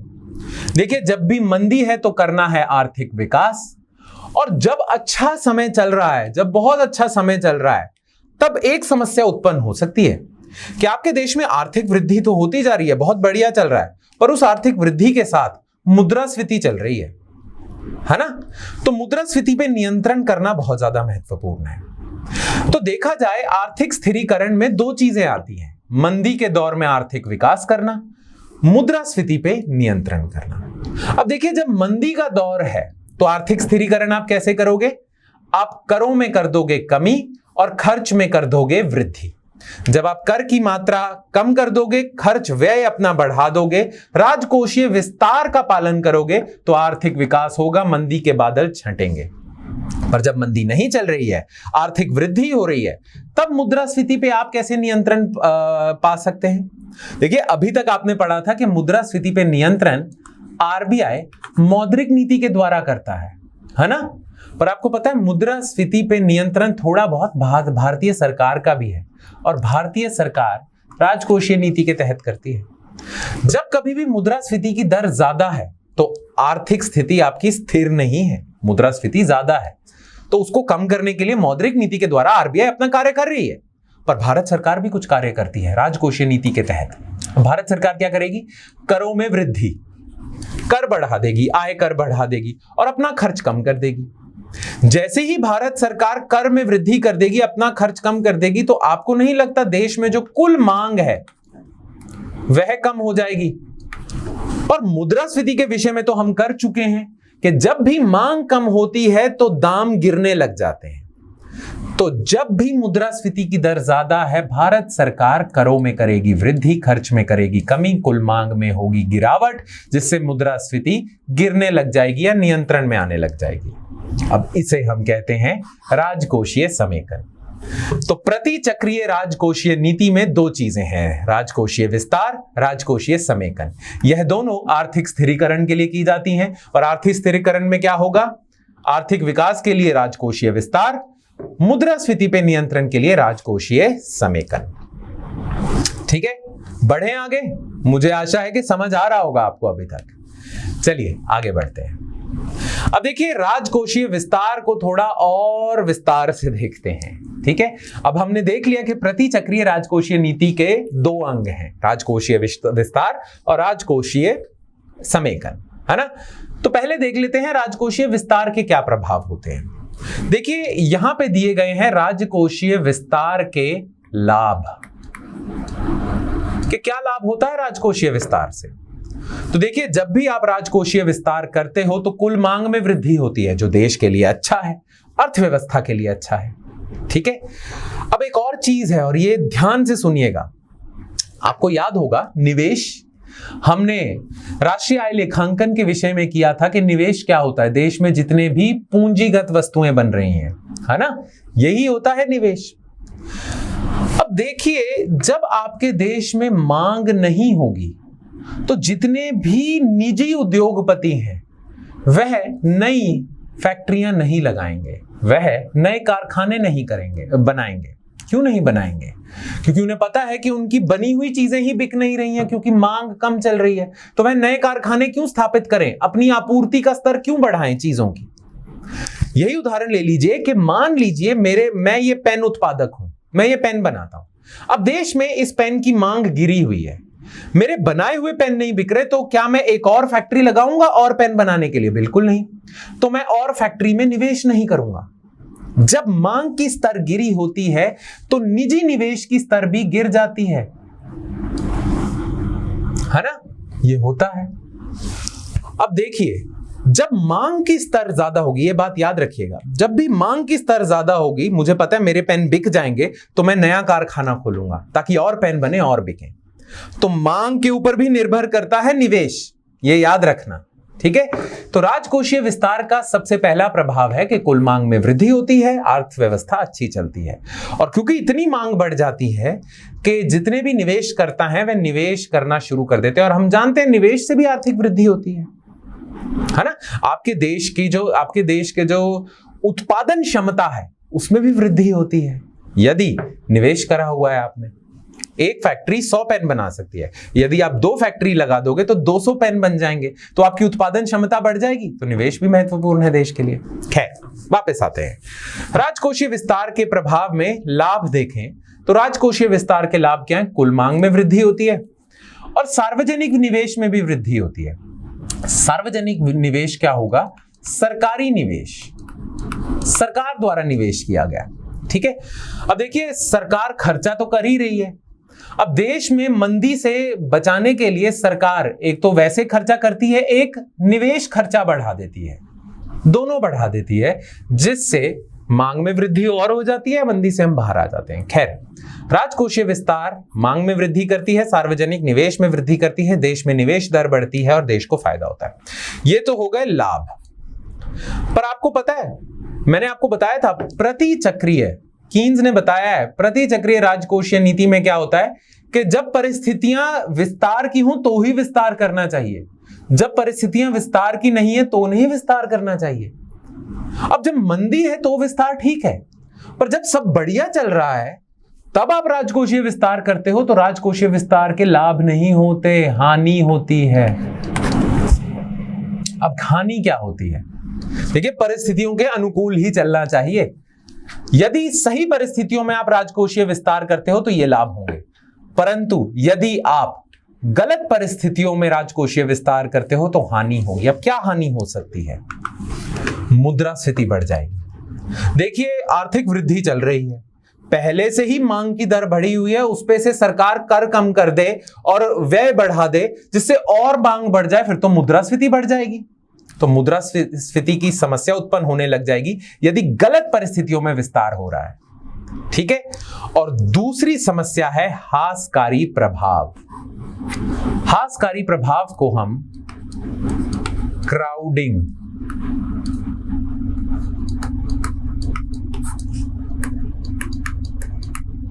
आउट इफेक्ट भी कहते हैं या क्राउडिंग आउट प्रभाव भी कहते हैं। अब आपको यह वाली हानि समझने के लिए थोड़ा और ध्यान देना पड़ेगा। लाभ तो समझ आ गए आपको, अब हानि पे आते हैं। मुद्रास्फीति भी समझ आ गई, ये हाशकारी प्रभाव क्या होता है, क्राउडिंग आउट प्रभाव क्या होता है, उस पर चर्चा करते हैं। ठीक है, देखिए क्या होगा हाशकारी प्रभाव, ध्यानपूर्वक सुनिएगा, अब आपको आसानी से समझ आ जाएगा। देखिए एक बैंक होता है, उसके पास सीमित ही साधन होते हैं ऋण के रूप में प्रदान करने के लिए। बैंक के पास ये साधन कहां से आते हैं? लोग जो जमा राशि दे रहे हैं बैंक को, उसी को तो आगे ऋण के रूप में प्रदान करेंगे बैंक। और हम जानते हैं बैंकों के पास सीमित ही जमा राशि होती है। उदाहरण के तौर पे मान लीजिए ये एक बैंक है जिसके पास 100 रुपए की ही जमा राशि अर्जित हुई है। मान लीजिए इसके पास 100 रुपए ही हैं जमा राशि के रूप में, ठीक है। तो ये 100 रुपए के ही ऋण प्रदान कर सकता है यदि इसने ये ठान लिया है कि ये सारा ऋण में दे देगा, कुछ रिजर्व नहीं रखेगा। मान लीजिए ऐसा है, ठीक है। तो देखिए इस बैंक के पास मान लीजिए 100 रुपए ही हैं। अब आप जानते हो राजकोषीय विस्तार में क्या होता है, सरकार का ऋण बढ़ जाता है ना। ये राजकोषीय विस्तार में होता है, ऋण बढ़ जाता है। अब मान लीजिए सही परिस्थितियां नहीं थी राजकोषीय विस्तार की, फिर भी सरकार राजकोषीय विस्तार करी जा रही है, तो सरकार ऋण लिए जा रही है बार बार और बहुत सारा। तो ये जो बैंकों के पास सीमित 100 रुपए हैं जमा राशि के रूप में, इसमें से ज्यादातर हिस्सा सरकार के पास जा रहा है। मान लीजिए 70 रुपए सरकार ले रही है इस बैंक से, क्योंकि उसने अपना ऋण बढ़ाया हुआ है, राजकोषीय विस्तार कर रही है। तो आपको नहीं लगता निजी उद्योगपतियों के लिए बैंकों के पास शेष सिर्फ 30 रुपए रह जाएंगे? आपको नहीं लगता कि भारत सरकार ने राजकोषीय विस्तार करके ये जो निजी उद्योगपति हैं इन्हें बाहर को धकेल दिया? यदि राजकोषीय विस्तार ना होता तो सरकारें कम ऋण लेती बैंकों से, बैंक के पास शेष धन बचा रह जाता, ज्यादा धन बचा रह जाता निजी उद्योगपतियों को देने के लिए। तो निजी उद्योगपतियों के लिए भी ऋण की सुविधा उपलब्ध होती, ज्यादा सुविधा उपलब्ध होती। परंतु क्योंकि राजकोषीय विस्तार इतना कर रही है भारत सरकार, जिससे ज्यादातर जमा राशि ऋण के रूप में भारत सरकार ले जा रही है, जो निजी उद्योगपति है उनके लिए कुछ रह नहीं गया, तो दे आर क्राउडेड आउट, बाहर को धकेले जा रहे हैं, है ना। इसे ही हम हाशकारी प्रभाव कहते हैं, और ये बहुत बड़ी हानि होती है खासकर निजी उद्योगपतियों को, और जितने भी निजी व्यवसाय में लोग हैं उनको बहुत नुकसान होता है यदि परिस्थितियों के विपरीत भारतीय सरकार राजकोषीय विस्तार करती है। सब सही चल रहा है तो राजकोषीय विस्तार ना करो, क्योंकि सब सही चल रहा है तब राजकोषीय विस्तार करोगे तो एक तो मुद्रास्फीति बढ़ेगी, दूसरा हमें ऋण उपलब्ध ज्यादा नहीं होगा क्योंकि ज्यादातर तो आप ले गए, ठीक है। ऐसे मौकों पे पता है क्या होता है हाशकारी प्रभाव में, ये जो 30 रुपए रह गए, अब बैंक के पास ऋण देने को कम है पर ऋण की मांग ज्यादा है निजी उद्योगपतियों द्वारा। और आप जानते हो कि जब भी किसी चीज की मांग उसकी आपूर्ति की तुलना में ज्यादा होती है तो उसके दाम बढ़ जाते हैं। यदि निजी ऋण की मांग ज्यादा है पर निजी ऋण को देने के लिए बैंक के पास पैसा कम है तो निजी ऋण के दाम बढ़ जाएंगे। और निजी ऋण के दाम क्या होते हैं? ब्याज, ब्याज ही तो होता है। तो जब भी राजकोषीय विस्तार होता है ना तो निजी ऋण के लिए ब्याज दरें बढ़ जाती हैं। इसे ही हाशकारी प्रभाव या क्राउडिंग आउट प्रभाव कहेंगे, ठीक है। भारत सरकार ने इतना पैसा ले लिया कि इनके लिए ज्यादा बचा नहीं, इनके लिए ब्याज दरें बढ़ गई क्योंकि मांग ज्यादा है ऋण की जो आपूर्ति है वह कम है, मात्रा कम है, तो इन्हें बड़ा नुकसान होता है। अच्छे समयों में, अच्छे समय पे या आर्थिक वृद्धि के समय पे राजकोषीय विस्तार या आपका राजकोषीय विस्तार गलत निर्णय होता है क्योंकि उसके दो नुकसान होते हैं, दो हानियां होती हैं, मुद्रास्फीति, हाशकारी प्रभाव। परंतु हां, लाभ की अगर मैं बात करूं तो लाभ तभी होगा यदि आप मंदी के समय पे कर रहे हो ये सब। और मंदी के समय पे क्या होता है? जब भी मंदी आएगी तो राजकोषीय विस्तार करना चाहिए। उससे क्या होगा? देखो, अब राजकोषीय विस्तार आप ज्यादा करोगे तो सरकार का घाटा बढ़ेगा क्योंकि सरकार की आमदन इतनी है पर उसके खर्चे इतने ज्यादा हैं, है ना। तो सरकार का घाटा बढ़ रहा है। अब इस घाटे की पूर्ति वह कैसे करता है? ऋण से, है ना। तो जब भी मंदी है तो राजकोषीय घाटा बढ़ेगा और भारत सरकार ऋण ज्यादा लेगी, परंतु उस ऋण को व्यय के रूप में प्रयोग करेगी। भारत सरकार सार्वजनिक निवेश कर देगी, अपना व्यय बढ़ा देगी, जिससे कुल मांग में वृद्धि होगी, है ना। यही होता है। तो जब भी राजकोषीय विस्तार होता है कुल मांग में वृद्धि होती है। अब मैंने आपको बताया था जब भी कुल मांग में वृद्धि होगी, मेरे पेन की यदि मांग ज्यादा है तो मैं और नए कारखाने खोलूंगा, है ना। तो इसीलिए निजी निवेश को प्रोत्साहन मिलता है। और जब निजी निवेश को प्रोत्साहन मिलता है तो देश में निवेश की मात्रा भी बढ़ जाती है, मांग की मात्रा भी बढ़ जाती है, अर्थव्यवस्था वापस पटरी पर आ जाती है, अर्थव्यवस्था मंदी के बादल छांट पाती है। ठीक है, तो जब भी कभी याद रखिएगा इस चीज को, समय अच्छा चल रहा है तब राजकोषीय विस्तार करते हो तो होता है क्राउडिंग आउट प्रभाव, पर यदि मंदी चल रही है जब, उस मौके पे यदि सरकार राजकोषीय विस्तार करती है तो इससे अर्थव्यवस्था वापस पटरी पे आ जाती है, क्योंकि मांग भी बढ़ जाती है। और इस पूरी चीज को हम कहते हैं क्राउडिंग इन प्रभाव। क्राउडिंग आउट प्रभाव क्या था कि अच्छे समय पे जब आप राजकोषीय विस्तार करते हो तो निजी उद्योगपतियों के लिए ऋण की सुविधा उपलब्ध ज्यादा नहीं रहती, परंतु जब मंदी चल रही है उस मौके पे राजकोषीय विस्तार करते हो तो मांग बढ़ जाती है, जिससे निजी निवेशकर्ता और ऋण लेके निवेश करते हैं, अर्थव्यवस्था वापस पटरी पे आ जाती है, और इसे हम कहते हैं क्राउडिंग इन प्रभाव या पंप प्राइमिंग भी इसे हम कहते हैं। ये दोनों शब्द याद रखना, हमेशा याद रखना कि राजकोषीय विस्तार मंदी के समय में पंप प्राइमिंग करता है, क्राउडिंग इन करता है, पर आर्थिक वृद्धि के समय में हाशकारी प्रभाव या क्राउडिंग आउट प्रभाव देता है और मुद्रास्फीति भी बढ़ा देता है। तो समय के अनुरूप ही आपको राजकोषीय विस्तार का प्रयोग करना है। ठीक है, तो ये थे आपके राजकोषीय विस्तार के लाभ। अच्छा, राजकोषीय समेकन की अगर हम बात करें तो राजकोषीय समेकन के भी कुछ प्रभाव होंगे। ज्यादातर जो अर्थशास्त्री है वह ये मानते हैं कि राजकोषीय समेकन करना चाहिए। हां, सिर्फ मंदी के दौर में राजकोषीय विस्तार होना चाहिए, उसके अलावा हर समय राजकोषीय समेकन ही होना चाहिए। क्यों होना चाहिए? देखिए, यदि भारत सरकार राजकोषीय समेकन करती है तो वह क्या कर रही है, अपने कर की मात्रा बढ़ा रही है और व्यय में कटौती कर रही है। जब वह ऐसा करती है तो उसको घाटा कम होता है, जब उस पे घाटा कम होता है तो उसकी ऋण की मात्रा कम होती है, और भारत सरकार पे यदि ऋण कम होगा तो भारत की जो आर्थिक स्थिति है वह ज्यादा स्थिर होगी। जितना ज्यादा ऋण होगा उतनी अस्थिर होगी। तो यदि आर्थिक स्थिरता को आपने ध्यान में रखना है तो मंदी के अलावा सभी समय पे राजकोषीय समेकन का ही पालन कीजिए, क्योंकि आपका ऋण कम रहेगा। अच्छा, मुद्रास्फीति पे भी नियंत्रण रहता है। राजकोषीय समेकन यदि आप करते हो तो मांग थोड़ी सी आप कम करते हो। अब यदि समय अच्छा चल रहा है तो ये मांग में जो कटौती है इससे ज्यादा प्रभाव नहीं पड़ता है भारत की अर्थव्यवस्था पे, क्योंकि वैसे ही निजी उद्योगपतियों ने इतनी मांग बढ़ा रखी है, तो मुद्रास्फीति पे भी नियंत्रण रहेगा और क्राउडिंग आउट या हाशकारी प्रभाव भी कम होगा। तो यह एक तरह से देखा जाए लाभ है राजकोषीय समेकन के। ठीक है, स्थिरता रहती है क्योंकि ऋण कम है, मुद्रास्फीति पर नियंत्रण रहता है क्योंकि मांग पे नियंत्रण रहता है, और ये जो क्राउडिंग आउट का नुकसान था, हानि थी, वह भी कम होती।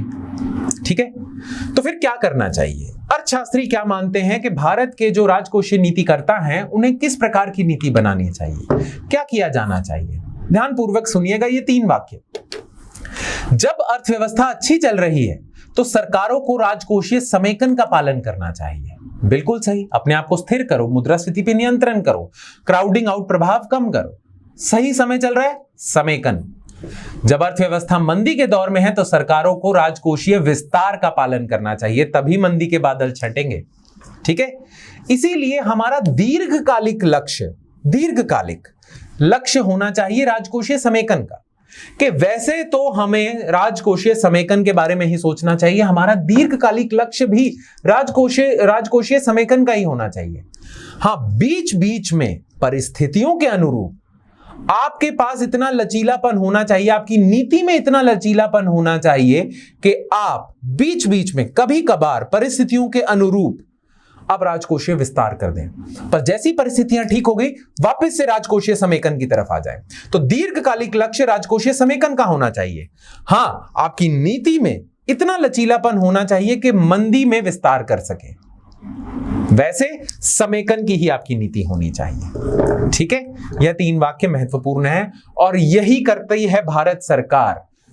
अगर हम मतलब लिखित रूप की बात करें तो लिखित रूप में भारत सरकार के यही लक्ष्य है। ठीक है, और इसके लिए भारत सरकार ने एक कानून, एक अधिनियम भी बनाया है जो भारत की राजकोषीय नीति को इन 3 बिंदुओं पर रखता है। उस अधिनियम का नाम है राजकोषीय उत्तरदायित्व और बजटीय प्रबंधन अधिनियम। इस अधिनियम का लक्ष्य यही है कि भारत की राजकोषीय नीति इन 3 बिंदुओं पे ही टिकी रहे। दीर्घकालिक लक्ष्य उसका समेकन का ही होना चाहिए। हाँ, पर इतना लचीलापन देता है यह अधिनियम कि नीति में थोड़े विस्तार की संभावना आ सकती है यदि मंदी के बादल छाए हुए हैं। ठीक है, तो यह अधिनियम का नाम याद रखना और यह 3 वाक्य याद रखना। ठीक है, तो अब आपको मोटे मोटे तौर पे पता चल गया कि राजकोषीय नीति क्या है। मोटे मोटे तौर पे मैं क्यों कहूं, विस्तार से ही पता चल गया आपको। अब शुरुआत में मैंने आपको बताया था कि राजकोषीय नीति बजट के माध्यम से प्रस्तुत की जाती है संसद में। तो अब हम देखते हैं बजट क्या है। ठीक है, तो अब हम बजट को पढ़ेंगे। आप सभी लोग जानते हो कि प्रतिवर्ष भारत सरकार बजट प्रस्तुत करती है, परंतु क्या आप यह जानते हो कि बजट प्रस्तुत करना भारत सरकार की संवैधानिक जिम्मेदारी है। यह संविधान में लिखा हुआ है कि भारत सरकार को प्रतिवर्ष बजट प्रस्तुत करना है। संवैधानिक जिम्मेदारी है ये। तो ऐसा नहीं है कि सरकार अपनी मर्जी से बजट पेश करती है, प्रस्तुत करती है। यह संविधान के अनुच्छेद 112 में लिखा हुआ है। संविधान का अनुच्छेद 112 कहता है कि प्रतिवर्ष भारत सरकार को अपने कुल व्यय और कुल प्राप्तियों की एक विवरण प्रस्तुत करना है। तो भारत सरकार का जिन जिन चीजों पे व्यय हो रहा है और भारत सरकार के पास जिन जिन चीजों से पैसा आ रहा है उसका एक विवरण प्रस्तुत करना है संसद में। यह लिखा हुआ है अनुच्छेद 112 संविधान के। अब देखिए, जो अनुच्छेद 112 है उसमें बजट शब्द का प्रयोग नहीं किया हुआ है, उसमें प्रयोग किया हुआ है वार्षिक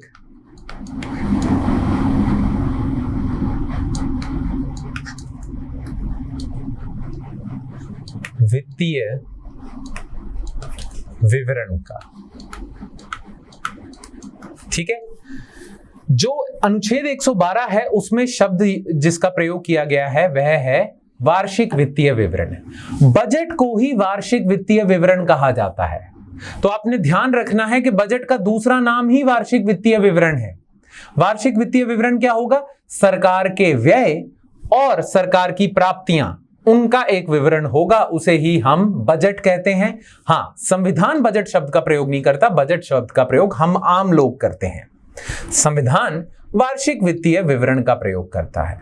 ठीक है, पर एक ही बात है, यदि आपके जो प्रश्न पत्र है उसमें बजट शब्द का प्रयोग किया गया है या वार्षिक वित्तीय विवरण का प्रयोग किया है, आपने घबराना नहीं है, एक ही बात है दोनों। ठीक है, अच्छा, अनुच्छेद 112 में एक और बात लिखी हुई है। अनुच्छेद 112 में लिखा हुआ है कि यह जो विवरण प्रस्तुत करेगी भारत सरकार, इसमें भारत सरकार का जो व्यय और जो प्राप्तियां हैं उसको ना 2 भागों में विभाजित करना पड़ेगा। 2 भाग कौन से होंगे? पूंजी लेखा, राजस्व लेखा। तो यह अनुच्छेद 112 में लिखा है कि भारत सरकार जो बजट प्रस्तुत करेगी उसको 2 भागों में दिखाया जाएगा। बजट में देखा जाए तो क्या है? व्यय और प्राप्तियां ही हैं, पर व्यय और प्राप्तियों को 2 वर्गों में आपको दर्शाना पड़ेगा। एक है पूंजी लेखा, जिसमें पूंजी लेखा में क्या व्यय हो रहा है, पूंजी लेखा में क्या प्राप्तियां हैं वह बताना पड़ेगा, अलग से दर्शाना पड़ेगा। और राजस्व लेखा में क्या व्यय हो रहा है, क्या प्राप्तियां हो रही हैं, वह आपको इधर दिखाना पड़ेगा। ठीक है, अब राजस्व लेखा और पूंजी लेखा में क्या अंतर है, इसे अभी तो मैं एक वाक्य में आपको बता देता हूं, परंतु राजस्व लेखा के बाद जब हम पूंजी लेखा करेंगे तो और आपको विस्तार से समझ आ जाएगा कि इन दोनों में अंतर क्या है। और अंतर पता होना महत्वपूर्ण है क्योंकि प्रश्न पूछे जाते हैं प्रारंभिक परीक्षा में इससे संबंधित। ठीक है, तो अभी के लिए आपको पता होना चाहिए कि जो पूरा आपका बजट है उसको 2 भागों में विभाजित किया हुआ है, राजस्व लेखा, पूंजी लेखा। और एक वाक्य का जो अंतर की बात मैं कर रहा था वह यह है कि जो आपके सामान्य दिनचर्या के खर्चे हैं, सामान्य दिनचर्या की जो आपकी प्राप्तियां हैं वह राजस्व लेखा में आएंगी, और जो आपकी दीर्घकालिक खर्चे हैं, दीर्घकालिक आपकी प्राप्तियां हैं वह पूंजी लेखा में आएंगी। ठीक है, अभी के लिए इस वाक्य से ही काम चलाइए कि राजस्व लेखा में होगा दिनचर्या के जो अल्पकालिक या दिनचर्या के आपके खर्चे हैं, प्राप्तियां हैं, ठीक है, जो सामान्य दिनचर्या का हिस्सा है। दीर्घकालिक खर्चे दीर्घकालिक व्यय, दीर्घकालिक प्राप्तियां पूंजी लेखा का हिस्सा है। एक और अंतर है, और वो जब मैं आपको बता दूंगा तो और अच्छे से आप समझ पाएंगे, पर अभी इतने से काम चलाइए जब तक हम राजस्व लेखा नहीं समाप्त कर लेते। तो सबसे पहले तो बात करते हैं राजस्व लेखा की। अब देखिए, राजस्व लेखा हम जानते हैं बजट में क्या होगा, व्यय और प्राप्तियों का ही तो लेखा जोखा है। पूरा का पूरा बजट व्यय और प्राप्तियों का लेखा जोखा है ना। तो राजस्व लेखा में क्या व्यय आ रहा है, क्या प्राप्तियां आ रही हैं, वो राजस्व लेखा में लिखा जाता है। ठीक है, तो राजस्व लेखा में कुछ सरकार के द्वारा व्यय किया जा रहा है, खर्चा किया जा रहा है, कुछ सरकार के पास आमदन हो रही है, पैसा आ रहा है। ठीक है, तो राजस्व लेखा को देखते हैं। राजस्व लेखा अंग्रेजी में इसे रेवेन्यू अकाउंट कहेंगे।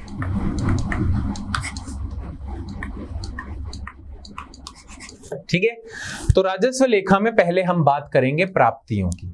तो सरकार के पास जो पैसा आ रहा है उसे हम प्राप्तियां कहेंगे।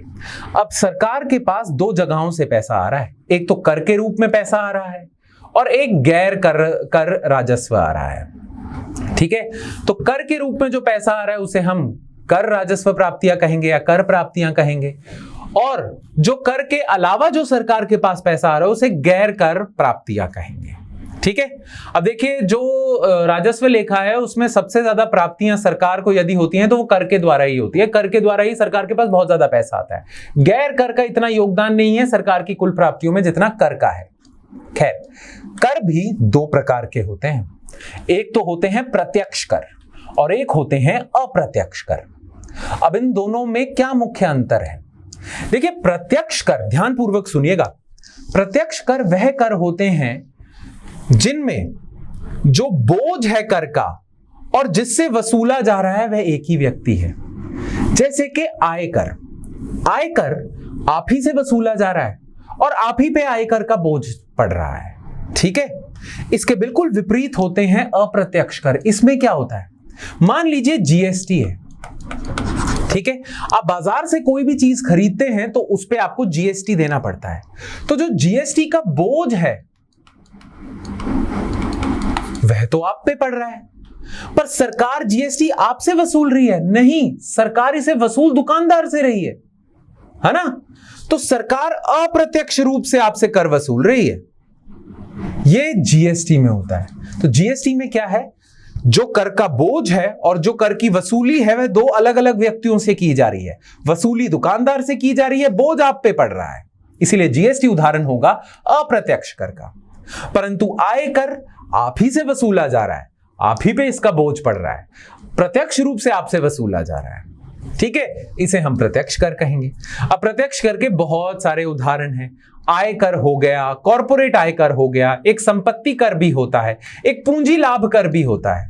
पूंजी लाभ कर क्या होता है, मान लीजिए आपने भूमि खरीदी है 1 करोड़ रुपए की और वो पड़ी रहती है 3-4 सालों तक। 4 साल बाद उस भूमि का दाम 2 करोड़ हो जाता है। अब आपको लाभ नजर आ रहा है तो आप भूमि को बेच देते हो। तो आपने 1 करोड़ की खरीदी, 2 करोड़ की बेच दी, तो आपको लाभ कितना होगा, 1 करोड़ रुपए का। तो ये जो आपको 1 करोड़ रुपए का लाभ हो रहा है ना, ये किस लिए हो रहा है, क्योंकि आपकी पूंजी पे लाभ आपको हो रहा है ना। ये जो 1 करोड़ का आपका लाभ है इस पे सरकार कर वसूलेगी और इसे हम कहते हैं पूंजी लाभ कर। यह भी आप ही से वसूला जाता है, बोझ भी आप ही पे पड़ता है ना। तो ये प्रत्यक्ष कर है। अप्रत्यक्ष कर के उदाहरण क्या है, जीएसटी सबसे बड़ा उदाहरण है। एक्साइज ड्यूटी, जीएसटी से पहले और आज कुछ इक्का दुक्का चीजों पे एक्साइज ड्यूटी, ये उत्पादन पे लगाया जाता है, उत्पादन प्रणाली पे। ठीक है, कस्टम ड्यूटी, कोई भी वस्तु, जो भी वस्तुएं आयातित हो रही हैं उन पे कस्टम ड्यूटी लगाई जाती है। ठीक है, यह सारे उदाहरण है अप्रत्यक्ष कर के। ठीक है, बनती है बात। तो कर राजस्व है आपका जिसमें प्रत्यक्ष कर से वसूली हो रही है, अप्रत्यक्ष कर से प्राप्तियां हो रही हैं। अच्छा, गैर कर राजस्व क्या होगा या गैर कर प्राप्तियां क्या होंगी राजस्व लेखा में? देखिए, भारत सरकार ने ऋण दिया राज्य सरकारों को, 5 वर्ष के लिए ऋण दे दिया। अब प्रति वर्ष राज्य सरकारें भारत सरकार को ब्याज प्रदान करेंगी, तो वह जो ब्याज होगा वह कर तो नहीं है, इसीलिए वह ब्याज जो होगा वह गैर कर प्राप्तियां होंगी। तो जितनी भी ब्याज प्राप्तियां हो रही हैं भारत सरकार को, जितनी भी ब्याज प्राप्तियां हो रही हैं भारत सरकार को, वो गैर कर प्राप्तियां होंगी। अच्छा, भारत सरकार द्वारा बहुत सारी कंपनियां भी चलाई जाती हैं, उन कंपनियों में लाभ होता है। अब वह लाभ भारत सरकार का ही होगा क्योंकि भारत सरकार की कंपनियां हैं, है ना। तो भारत सरकार को अपनी कंपनियों द्वारा जो लाभ या लाभांश मिलता है वह भी गैर कर प्राप्तियां होंगी। अच्छा, आप यदि कोई गैर कानूनी काम कर देते हो या आप कोई गलत काम करते हो तो सरकार आप पे जुर्माना लगा देती है ना, तो वह जुर्माना भी गैर कर प्राप्तियां हैं। सरकार बहुत सारी अपनी सेवाओं के लिए शुल्क वसूलती है, वह भी गैर कर प्राप्तियां हैं। और हाँ, कभी कभी भारत सरकार को संयुक्त राष्ट्र के द्वारा, वर्ल्ड बैंक के द्वारा और बहुत सारी अंतर्राष्ट्रीय संस्थाएं हैं जिनके द्वारा अनुदान दिया जाता है ना।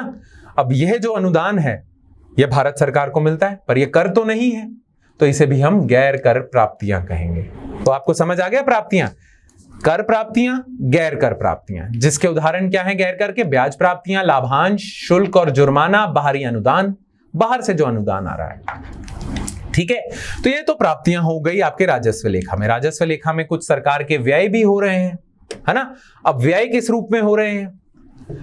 भारत सरकार सिर्फ ऋण प्रदान नहीं करती राज्य सरकारों को, भारत सरकार खुद भी ऋण लेती है। कभी आरबीआई से ले लेती है, कभी विभिन्न बैंकों से ले लेती है ना, कभी कभार अंतरराष्ट्रीय संस्थाओं से ऋण ले लेती है। अब यदि भारत सरकार ऋण लेती है तो प्रतिवर्ष उस पर ब्याज देना पड़ रहा है, पर भारत सरकार ब्याज दे रही है तो यह भारत सरकार के व्यय के रूप में लेखांकित किया जाएगा। तो लिए गए ऋणों पर ब्याज का भुगतान, फिर वेतन और पेंशन, जितने भी सरकारी कर्मचारी हैं उनको वेतन प्रदान करना सरकारी व्यय का ही हिस्सा होगा। अच्छा, बहुत सारे जो रिटायर हो चुके हैं सरकारी कर्मचारी, उनको पेंशन भी प्रदान करनी है। फिर सब्सिडी देती है भारत सरकार, यूरिया पे सब्सिडी दे देगी, एमएसपी देती है, बहुत सारी चीजें हमें सस्ती उपलब्ध करवाई जाती हैं क्योंकि भारत सरकार उन पे सब्सिडी दे रही है। पर भारत सरकार यदि पैसा दे रही है तो वह सरकारी व्यय का हिस्सा होगा। फिर रक्षा पर व्यय, जो भी रक्षा मंत्रालय का खर्चा है, जो भी हमारी फौज का खर्चा है, वायुसेना का खर्चा है, हमारी जल सेना का खर्चा है, वह व्यय है, रक्षा पर व्यय इसी का हिस्सा होगा। राज्य सरकारों को दिए जाने वाला अनुदान, अब देखिए भारत सरकार बाहरी संस्थाओं, अंतर्राष्ट्रीय संस्थाओं से अनुदान लेती है, परंतु कभी कभार भारत सरकार कुछ राज्य सरकारों को भी अनुदान देती है। अब वह पैसा भारत सरकार से राज्य सरकार की तरफ जा रहा है तो वह भारत सरकार के व्यय का हिस्सा होगा, तो यह भी है आदि। ठीक है, बस एक बात याद रखिएगा, पूरे के पूरे राजस्व लेखा में व्यय की मात्रा प्राप्तियों की मात्रा से अधिक है। ठीक है, याद रखना, राजस्व लेखा में हमेशा से ही होता आया है ये, भारत का राजस्व व्यय या भारत सरकार का राजस्व व्यय राजस्व प्राप्तियों से ज्यादा है, इसीलिए भारत सरकार को राजस्व लेखा में घाटा होता है। इस घाटे को हम कहते हैं राजस्व घाटा। और राजस्व घाटा क्या होगा? राजस्व व्यय में से घटा दे राजस्व प्राप्तियों को। यदि राजस्व व्यय है 200 रुपए और राजस्व प्राप्तियां हैं 160 रुपए तो राजस्व घाटा होगा 40 रुपए, है ना। यह है आपका राजस्व घाटा। अब आ जाते हैं पूंजी खाते की तरफ या पूंजी लेखा की तरफ आ जाते हैं। ठीक है, तो पूंजी लेखा में भी ऐसा ही है, पूंजी लेखा में भी कुछ प्राप्तियां हैं, पूंजी लेखा में भी कुछ व्यय है। परंतु मैंने आपको बताया था कि राजस्व लेखा से पहले एक वाक्य में इन दोनों लेखाओं के बीच का अंतर मैं आपको बता दूंगा। पर अब हम पूंजी लेखा कर रहे हैं, तो पूंजी लेखा में मैंने आपको बताया था कि थोड़ा विस्तार से बताऊंगा तो आपको ना अच्छे से और समझ आ जाएगा अंतर पूंजी लेखा और राजस्व लेखा के बीच में, है ना। चलो फिर अब देखिए पूंजी लेखा क्या होती है, ध्यान पूर्वक सुनिएगा। भारत सरकार का कुछ भी व्यय हो रहा है या कुछ भी भारत सरकार को प्राप्तियां हो रही हैं जिससे भारत सरकार की या तो आस्तियों में परिवर्तन आ रहा है या भारत सरकार की देयताओं में परिवर्तन आ रहा है। यदि कोई भी व्यय हो रहा है, कोई भी प्राप्तियां हो रही हैं, किसी भी चीज से आस्तियां या देयताओं में परिवर्तन आएगा तो वह पूंजी लेखा में लिखा जाएगा। ठीक है, कोई भी चीज, कोई भी लेन देन भारत सरकार का है जिससे आस्तियां या देयताओं में परिवर्तन आ रहा है, वह लेखांकित किया जाएगा पूंजी लेखा में। उसके अलावा जो भी और लेन देन है भारत सरकार का, वह राजस्व लेखा में लिखा जाएगा। परंतु कोई भी लेन देन जिससे या तो आस्तियों में परिवर्तन आ रहा है, बढ़ रही है, घट रही है, या देयताओं में परिवर्तन आ रहा है, वह लिखा जाएगा पूंजी लेखा में। उदाहरण के तौर पे भारत सरकार ऋण ले लेती है विश्व बैंक से। ठीक है, अब भारत सरकार ने ऋण लिया, भारत सरकार को प्राप्तियां हुई, उससे पैसा आया है भारत सरकार के पास, परंतु इस ऋण से भारत सरकार की देयताएं बढ़ गई हैं। तो यह जो प्राप्ति हुई है, यह पूंजी लेखा में लेखांकित की जाएगी। ठीक है, भारत सरकार ने विश्व बैंक का ऋण चुका दिया पूर्णतः, ब्याज नहीं, पूर्णतः ऋण चुका दिया। तो इससे क्या हो रहा है? इससे भारत सरकार की देयताएं कम हो रही है, तो यह पूंजी लेखा में यह व्यय लेखांकित किया जाएगा। ठीक है, बनती है बात। चलिए पूंजी लेखा को और विस्तार पूर्वक समझते हैं। अब पूंजी लेखा में भी कुछ प्राप्तियां हैं, पूंजी लेखा में भी कुछ व्यय हैं।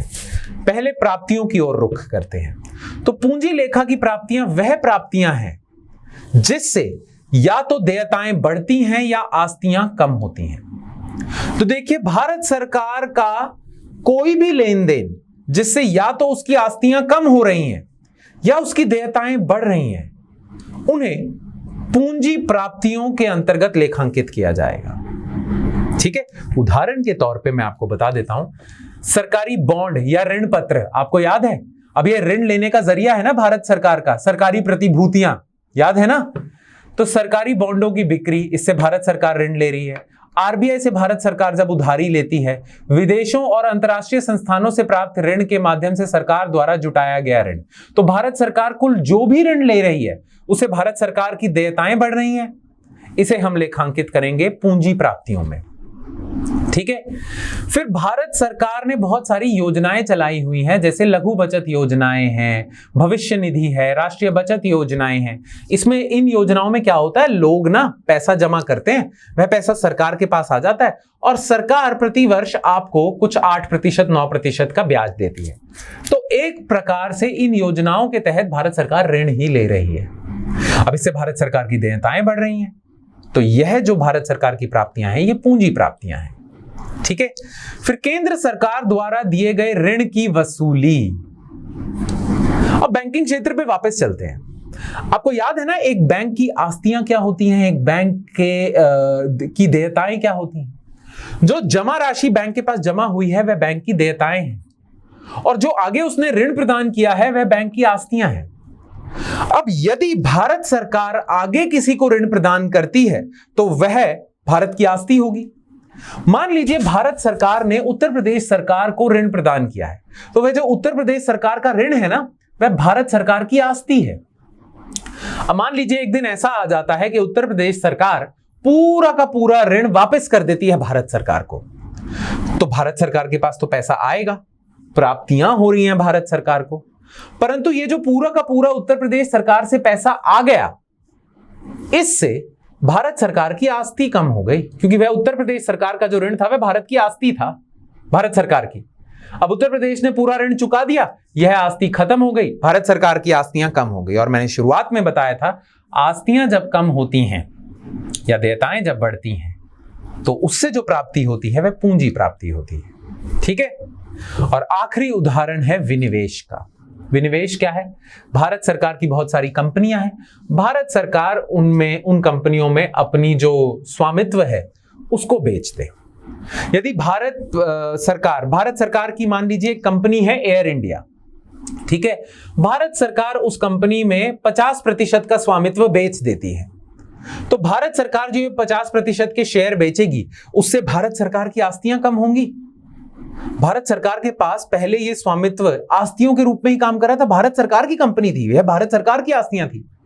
परंतु भारत सरकार जब अपनी आस्तियां बेच देती है, कंपनी बेच दी, कंपनी में स्वामित्व बेच दिया, अपनी जमीन बेच दी, तो इससे भारत सरकार की आस्तियां कम होती हैं। हाँ, उससे पैसा जरूर आता है, प्राप्तियां जरूर होती हैं, पर आस्तियां कम होती हैं। इसे हम विनिवेश कहते हैं। तो विनिवेश क्या होगा? भारत सरकार जब अपनी कंपनियों में स्वामित्व बेचती है, इसे विनिवेश कहेंगे। तो विनिवेश से प्राप्त धन पूंजी प्राप्तियों का भाग होगा, क्योंकि इससे आस्तियां कम हो रही हैं। ठीक है, तो जब भी आस्तियां कम हो रही हैं या देयताएं बढ़ रही हैं तो पूंजी प्राप्तियां हैं। जब इसके बिल्कुल विपरीत होता है, आस्तियां बढ़ती हैं या देयताएं कम होती हैं, तो हम कहते हैं पूंजी व्यय।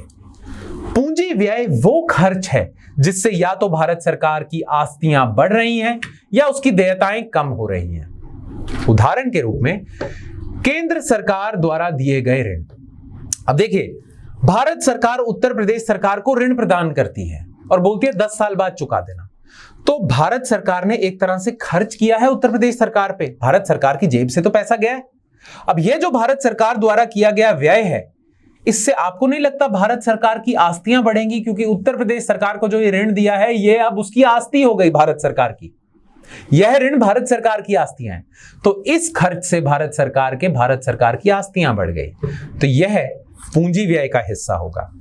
केंद्र सरकार द्वारा वापस भुगतान की गई पूरी ऋण राशि। भारत सरकार ने विश्व बैंक से पैसा लिया, ऋण लिया और पूरा का पूरा ऋण चुका दिया, ब्याज नहीं, पूरा का पूरा। इससे भारत सरकार की देयताएं कम हो गई, तो पूंजी व्यय होगा। अच्छा, भारत सरकार के पास पैसा आया, उससे भारत सरकार सड़कों पे खर्च कर रही है, पुल बना रही है, बंदरगाह बना रही है, बहुत सारी अवसंरचना निर्माण में पैसा लगा रही है, बुनियादी सुविधाओं में पैसा लगा रही है, अवसंरचना निर्माण। अब देखिए, अवसंरचना निर्माण, कोई भी भारत सरकार बंदरगाह बनाती है, कोई भी भारत सरकार सड़क बनाती है, राजमार्ग बनाती है, वे भारत सरकार की आस्तियां हैं। तो इस निर्माण कार्य के लिए जो व्यय कर रही है भारत सरकार, वह पूंजी व्यय होगा, क्योंकि इससे उसकी आस्तियां बढ़ रही हैं। ठीक है, और हां, रक्षा मंत्रालय को या रक्षा व्यय जो होता है भारत सरकार का, जो सेना पे व्यय होता है, उसमें वह व्यय जिससे भारत सरकार या तो लड़ाकू विमान खरीद रही है, टैंक खरीद रही है, पनडुब्बियां खरीद रही है, वगैरह वगैरह, यह भी पूंजी व्यय में आएगा। अब आप पूछ रहे होंगे कि राजस्व व्यय में भी आया था रक्षा व्यय, है ना? अब देखिए, जो कुल रक्षा व्यय होता है, रक्षा मंत्रालय पे जो व्यय किया जाता है, वह 2 प्रकार का होता है, राजस्व व्यय भी और पूंजी व्यय भी।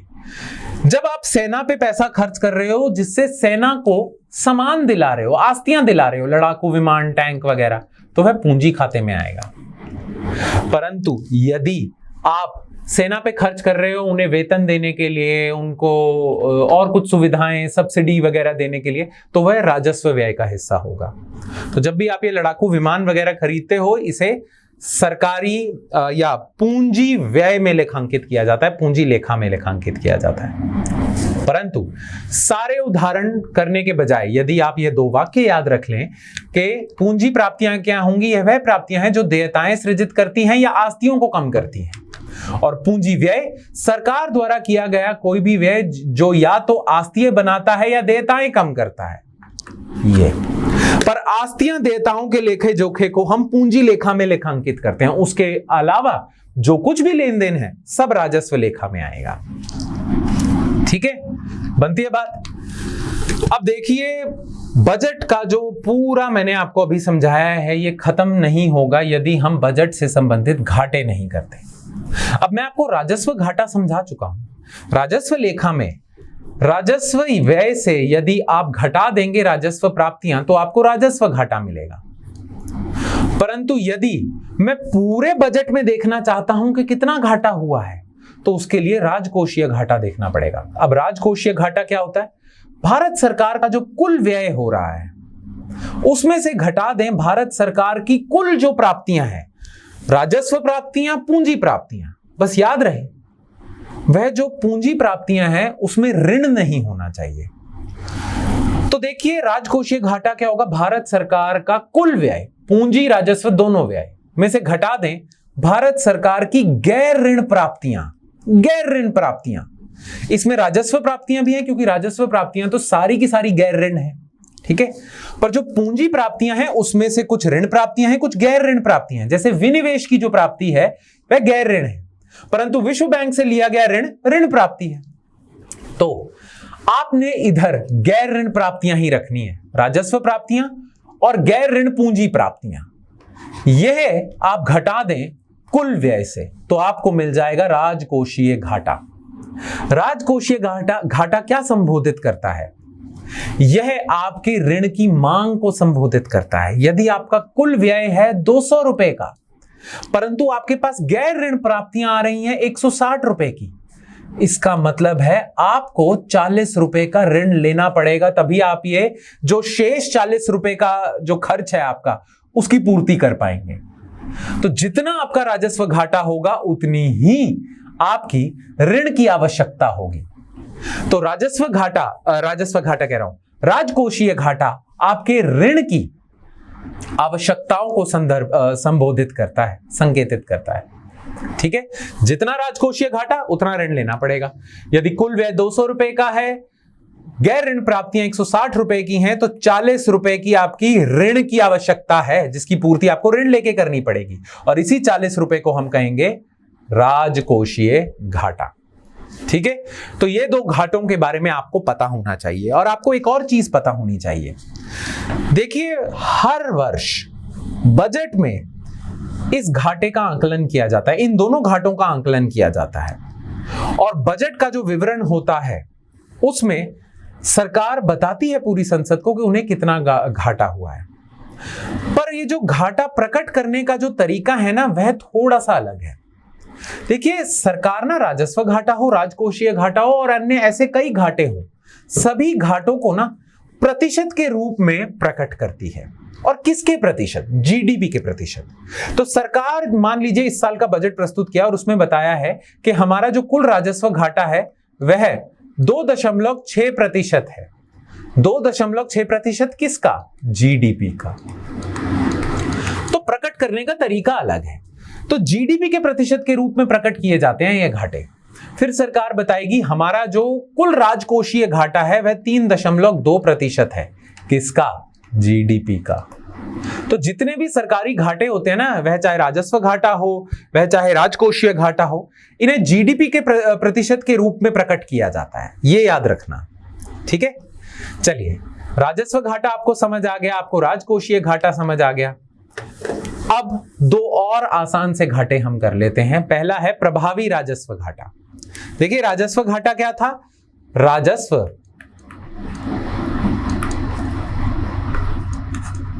व्यय में से घटा दें राजस्व प्राप्तियां, है ना? ये था।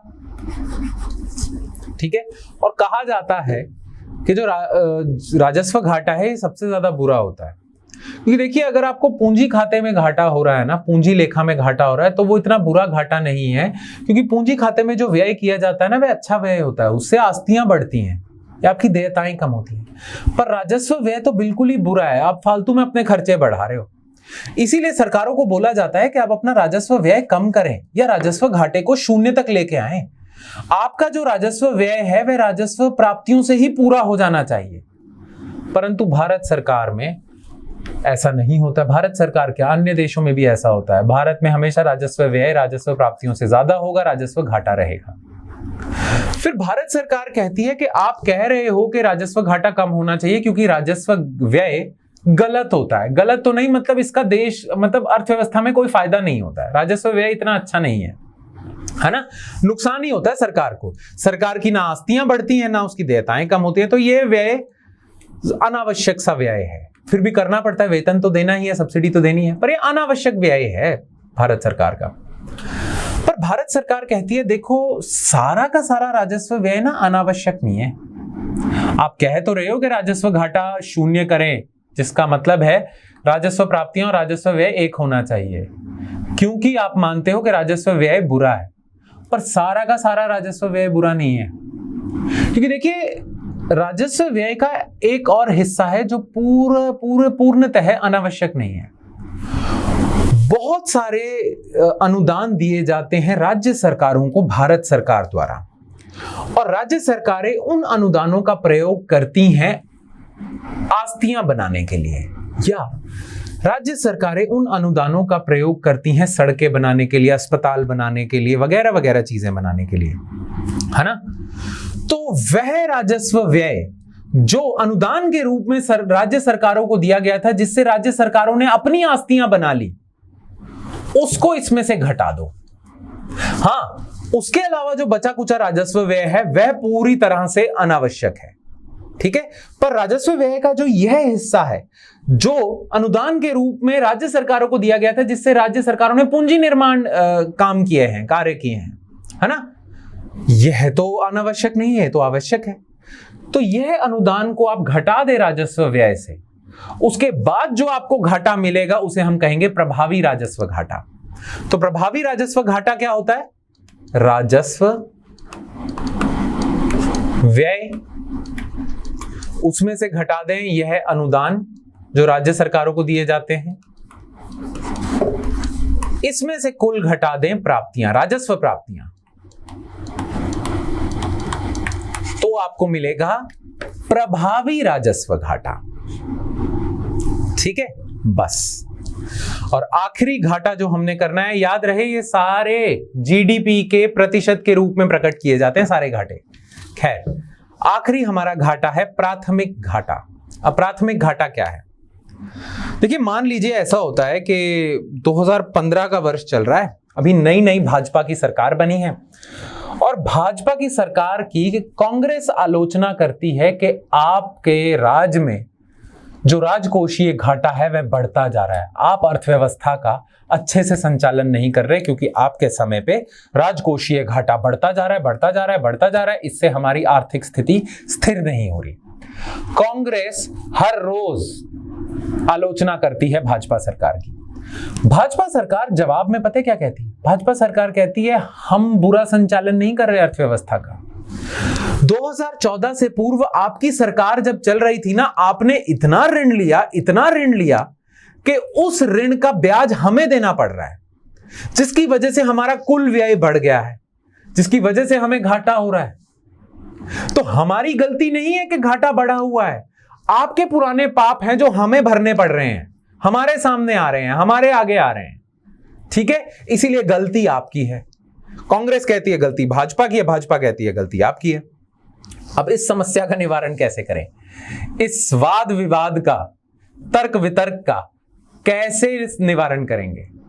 तो अर्थशास्त्री एक नया तरीका निकालते हैं। अर्थशास्त्री कहते हैं ठीक है, बीजेपी का आरोप है, भाजपा का आरोप है कि पुराने ऋण की मात्रा इतनी है कि उनकी कुल ब्याज की जो मात्रा है वह बढ़ गई, जिससे उन्हें घाटा हो रहा है। तो हम एक काम करते हैं, जो भी मौजूदा सरकार, वर्तमान सरकार का कुल व्यय है उसमें से ब्याज देनदारियां घटा देते हैं। तो जितना कुल व्यय है भाजपा सरकार का या वर्तमान सरकार का, उसमें से जितनी भी कुल ब्याज देनदारियां हैं, जो आरोप लगा रही है भाजपा सरकार के कांग्रेस की वजह से हो रही है, तो कुल ब्याज देयताएं जितनी भी हैं सब हटा दो, ठीक है। उसके बाद देखो क्या अभी भी घाटा हो रहा है आपको? अगर ब्याज देयताएं हटाने के बाद भी आपको घाटा हो रहा है, फिर तो भाई भाजपा की गलती है, ठीक है। परंतु ब्याज देयताएं हटाने के बाद घाटा नहीं हो रहा भाजपा सरकार को, फिर तो पक्का हो गया कि कांग्रेस के पुराने पाप सामने आ रहे हैं, है ना। तो इन दोनों का जो तर्क वितर्क है उसका निवारण ऐसे किया जाएगा कि ब्याज देयताओं की का ही मुद्दा है, ब्याज देयताएं हटा दो, अब कुल व्यय में से कुल प्राप्तियां, गैर ऋण प्राप्तियां हटा दो, ठीक है। अब देखो घाटा आ रहा है तो भाजपा की गलती है, नहीं आ रहा तो कांग्रेस के पाप सामने आ रहे हैं, है ना, बनती है बात। अब कुल जो आपका व्यय है उसमें से जब आप ब्याज देयताएं हटा देते हो और फिर उसमें से गैर ऋण प्राप्तियां हटाते हो, तो जो घाटा आपको मिलता है उसे हम प्राथमिक घाटा कहते हैं। तो प्राथमिक घाटा क्या होगा? राजकोषीय घाटे में से आप घटा दें ब्याज देनदारियां या ब्याज देयताएं। तो जो आपका राजकोषीय घाटा होता है, जिसको हम फिस्कल डेफिसिट भी कहते हैं, इसमें से ब्याज जितनी भी देनदारियां हैं सब आप हटा देते हो तो आपको प्राथमिक घाटा मिलता है। प्राथमिक घाटा है तो भाजपा की गलती, प्राथमिक घाटा नहीं है परंतु राजकोषीय घाटा था तो कांग्रेस के पाप सामने आ रहे हैं, ठीक है। अब ये 4 प्रकार के घाटे प्रति वर्ष बजट में विवृत होंगे, प्रति वर्ष बजट में पेश किए जाएंगे और किस रूप में प्रकट होंगे? ये जीडीपी के प्रतिशत के रूप में, ठीक है। चलिए आज का लेक्चर यहीं समाप्त करते हैं। वैसे राजकोषीय नीति का पूरा जो लेक्चर है यह खत्म नहीं हुआ है, राजकोषीय नीति का भाग 1 ही खत्म हुआ है अभी। कल हम बाकी चीजें करेंगे और पूरे राजकोषीय नीति के लेक्चर को या विषय को समाप्त कर देंगे। मुझे आशा है आज का लेक्चर आपको अच्छा लगा होगा, समझ आया होगा और अब आप एक नई दृष्टि से देख पा रहे होंगे सरकार का योगदान हमारी अर्थव्यवस्था में। यदि कोई भी डाउट है, आपको संशय है, तो भूलिएगा मत, नीचे कमेंट सेक्शन दिया हुआ है, इसका सदुपयोग कीजिए और यहां पे मुझे बताइए आपको क्या समस्या आ रही है। पढ़ाई से संबंधित समस्या आ रही है, आपकी कुल तैयारी से संबंधित कोई समस्या आ रही है, कोई भी समस्या आप हमें जरूर बताएं और यदि आपको कोई चीज अच्छी लगी हो वो भी बताएं। ठीक है, चलिए मैं आपसे इजाजत लेता हूं, धन्यवाद।